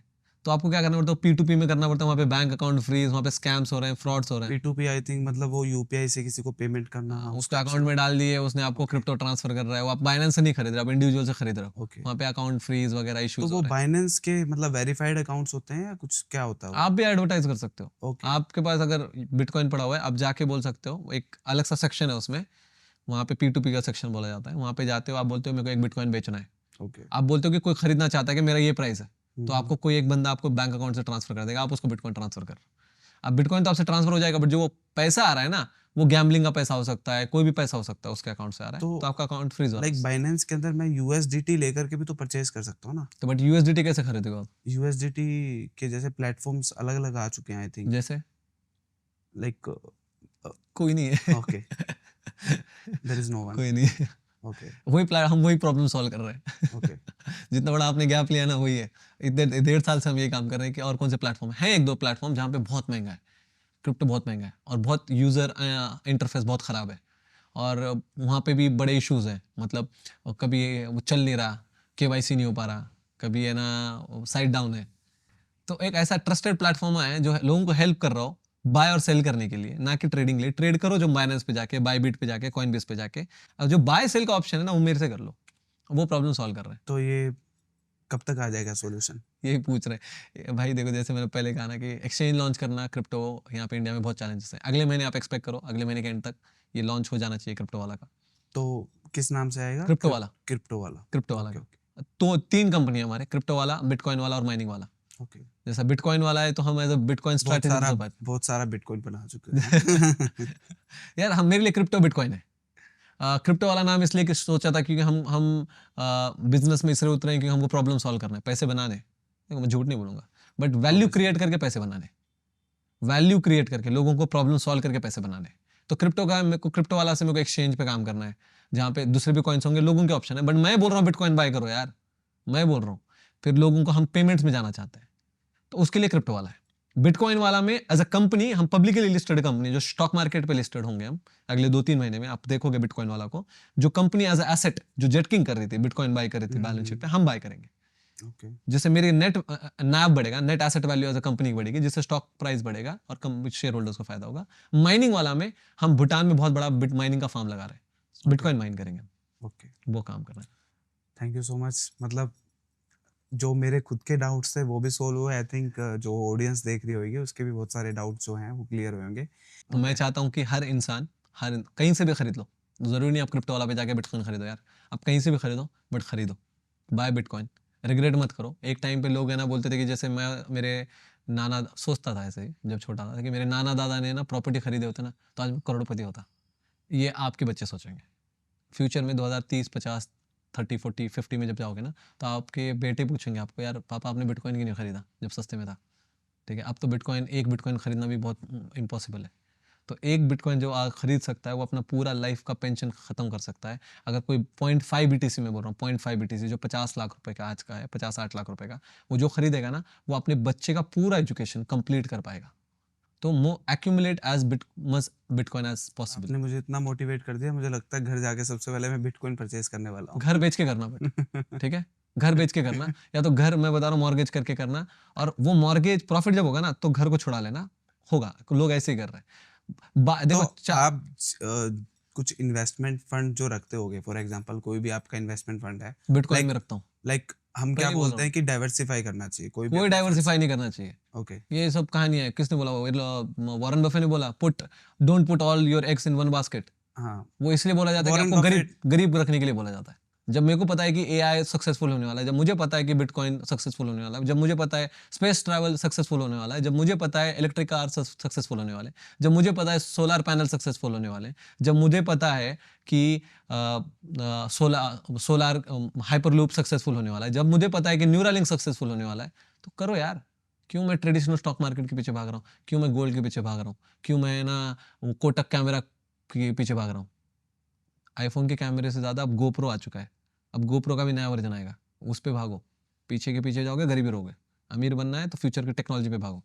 ठीक है, ये जो कहानियाँ है ना कि diversify the portfolio, do this do that, find the right thing, find one right thing and invest if you really want to be wealthy rich. If you want to die poor, diversify the portfolio. Portfolio diversify में क्या होता है, कुछ stocks ऊपर, कुछ चीज़ें अच्छी करती हैं, कुछ चीज़ें नीचे जाती है, तो आप प्लस और माइनस में हो जाओगे और 20-30-50% खींचोगे। जब मुझे पता है एक चीज़ ऊपर जा रही है, चुपचाप खरीदो ना उसको। एक ही चीज़ है, आपको पता होना चाहिए, बट वो सही है, आप पढ़ो, करो, समझो। नहीं समझ आ रहा, दुनिया क्या कर रही है देखो, गवर्नमेंट यूज़ कर रहा है ना, तो चुपचाप करो। यूएस के पास इतने एडवाइजर हैं जो आप और मेरे पास नहीं है, उनके पास 100 साल के आगे की है ना प्लानिंग है, मेरे पास और आपके पास नहीं है। जब वो साइन कर रहा है ना कॉन्ट्रैक्ट बिटकॉइन का, तो आप डाउट भी मत करो, नहीं भी समझ आ रहा तो यूएसए खरीदो। तो इथेरियम भी परचेज कर रहा है, बट आप बोल रहे हो इथेरियम नहीं परचेज करना चाहिए। देखो जो डाउटफुल है ना तो उस पर नहीं करो। क्यों? मतलब अब ये नहीं बोल रहा कि मैं डाउटफुल इथेरियम पे हूं मैं, ठीक है, सॉफ्टवेयर है, चांसेस हैं गिरने के। मैं जब आदमी को बोलता हूँ ना घर बेच के अपना बिटकॉइन खरीदो, तो मैं वो कंडीशन पे बोल रहा हूँ कि वो कभी नहीं गिर सकता। इथेरियम का मुझे नहीं पता, सोलाना का नहीं पता, 5%, 2% भी है ना तो मुझे नहीं पता, 2% डाउट है भाई, मुझे नहीं पता, दुनिया को भी नहीं पता। इसलिए तो दुनिया से बिटकॉइन कर रही है ना, सारे कंट्रीज इथेरियम की बात नहीं कर रहे।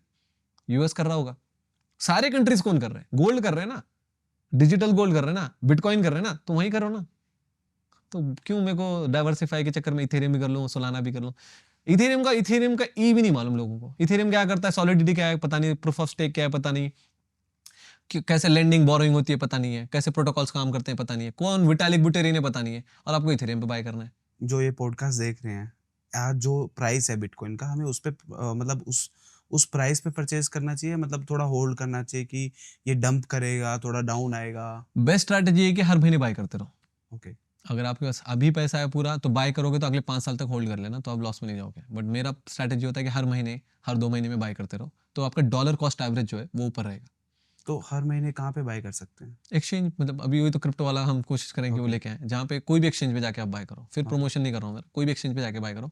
कभी आप लो पे बाय करोगे, कभी हाई पे बाय करोगे, कभी लो पे बाय आई थिंक करोगे, कोइन डीसीएक्स के अंदर भी ऑप्शन आ चुका है सिप करने का। एसआईपी करने का हाँ, एसआईपी करने कर का। सकते हो। फिर अगर आपका फंड हैक हो जाए तो आके तो मेरे को लाइक हम वो पूछना। फंड लाइक जैसे परचेज करने के बाद हम उसको कोल्ड वॉलेट में ट्रांसफर कर सकते हैं? कोई डिस्कस में नहीं कर सकते। कहूंगा कि बाइनेंस को क्या, बाइनेंस मेरा थोड़ी ना, बाइनेंस को प्रमोट करता हूँ ना मैं। हम्म। देखो यार, बेस्ट जो होगा मैं प्रमोट करूंगा, क्योंकि मैं बिटकॉइन के लिए स्टैंड करता हूँ, और बिटकॉइन के लिए बाइनेंस सही है, बायबिट सही है। ये प्लेटफॉर्म मुझे अच्छे लगते हैं, जहाँ मैं लोगों को बोलता हूँ यार जाओ खुलेआम ट्रेड करो, अच्छे platform. And what about BingX? चोर है यार, बिंग एक्स बायबिट ये क्या चोर है? क्यों मेरे को यार, जब मेरे को एक बात बताओ, आप जैसे बैंक की बात कर लो, स्मॉल फाइनेंस बैंक में खोलूंगा कि एचडीएफसी में खोलूंगा? तो बाइनेंस पे जाओ ना, क्यों बिंग एक्स पे जा रहे हो स्मॉल फाइनेंस बैंक में? प्रॉब्लम हो सकती है। सिंपल देखो, guaranteed game Khelo. If you really want be rich, be with the right people, by the right thing, अब कुछ नहीं होगा। जाओगे स्मॉल फाइनेंस में, कुछ नहीं होगा, हो नहीं सकता, नहीं हुआ होगा, बट चांसेस है दैट वे। तो सेफ गेम खेलोगे तो सेफ ऊपर जाओगे और गारंटेड कमाओगे। पहले तो ऐसे पॉडकास्ट होते रहे, मैं चाहता हूँ कि आप दूसरों के भी पॉडकास्ट करें। एजुकेशन, क्रिप्टो एजुकेशन बहुत पीक पे, एज ए मैं पॉडकास्ट के लिए बोलूँगा, ये एजुकेशन इतना पीक पे, लोगों को जानना है, लोगों को समझना है, और आप उसकी आवाज़ बन रहे हो। शायद ये पॉडकास्ट लोगों को थोड़ा रैंडम दिखेगा, बट एक नॉर्मल आवाज़ हो आपकी, ये नॉर्मल लोगों के ऐसे ही डाउट्स है। जितना आपने रैंडमली क्वेश्चन पूछा ना, वैसे ही रैंडम डाउट्स है लोगों के। इधर से जंप करना, उधर जंप करना, ये भी बता दो यार, वो भी बता दो, बिटकॉइन क्यों, गोल्ड क्यों नहीं, गोल्ड को तो ये लगता है, मैं बिंग बाइनेंस पे क्यों, जो मेरा बिंग एक्स पे भी है। ये सिंपल लोगों के, नॉर्मल लोगों के नॉर्मल डाउट्स है। तो थैंक यू सो मच, आप लोगों को एजुकेट कर रहे हो और हमें मौका दिया इस प्लेटफॉर्म पे आने का। और अगर आपके जो भी डाउट्स हैं, आप कमेंट में आप लिखते रहना, कमेंट में डाल सकते हो और हम उसका आंसर करेंगे। हमारे सोशल मीडिया पे रीच आउट कर देना, 100% फ्री है, 1 रुपया भी हम नहीं लेते। सिंपल सी बात। Thank you so much Abrar, आप पॉडकास्ट के लिए आए। लाइक ये मेरा फर्स्ट पॉडकास्ट है और आई थिंक लोगों के भी बहुत सारे डाउट जो हैं वो क्लियर हुए होंगे, और मेरे भी जो पर्सनल डाउट थे वो भी क्लियर हो चुके हैं। तो thank you so much episode को देखने के लिए, और सब्सक्राइब कर देना, लाइक और कमेंट कर देना। अगर कुछ भी डाउट्स हो तो अब्रार जरूर उसका जवाब देंगे। Thank you so much. 100% देंगे। Thank you so much, thank you so much.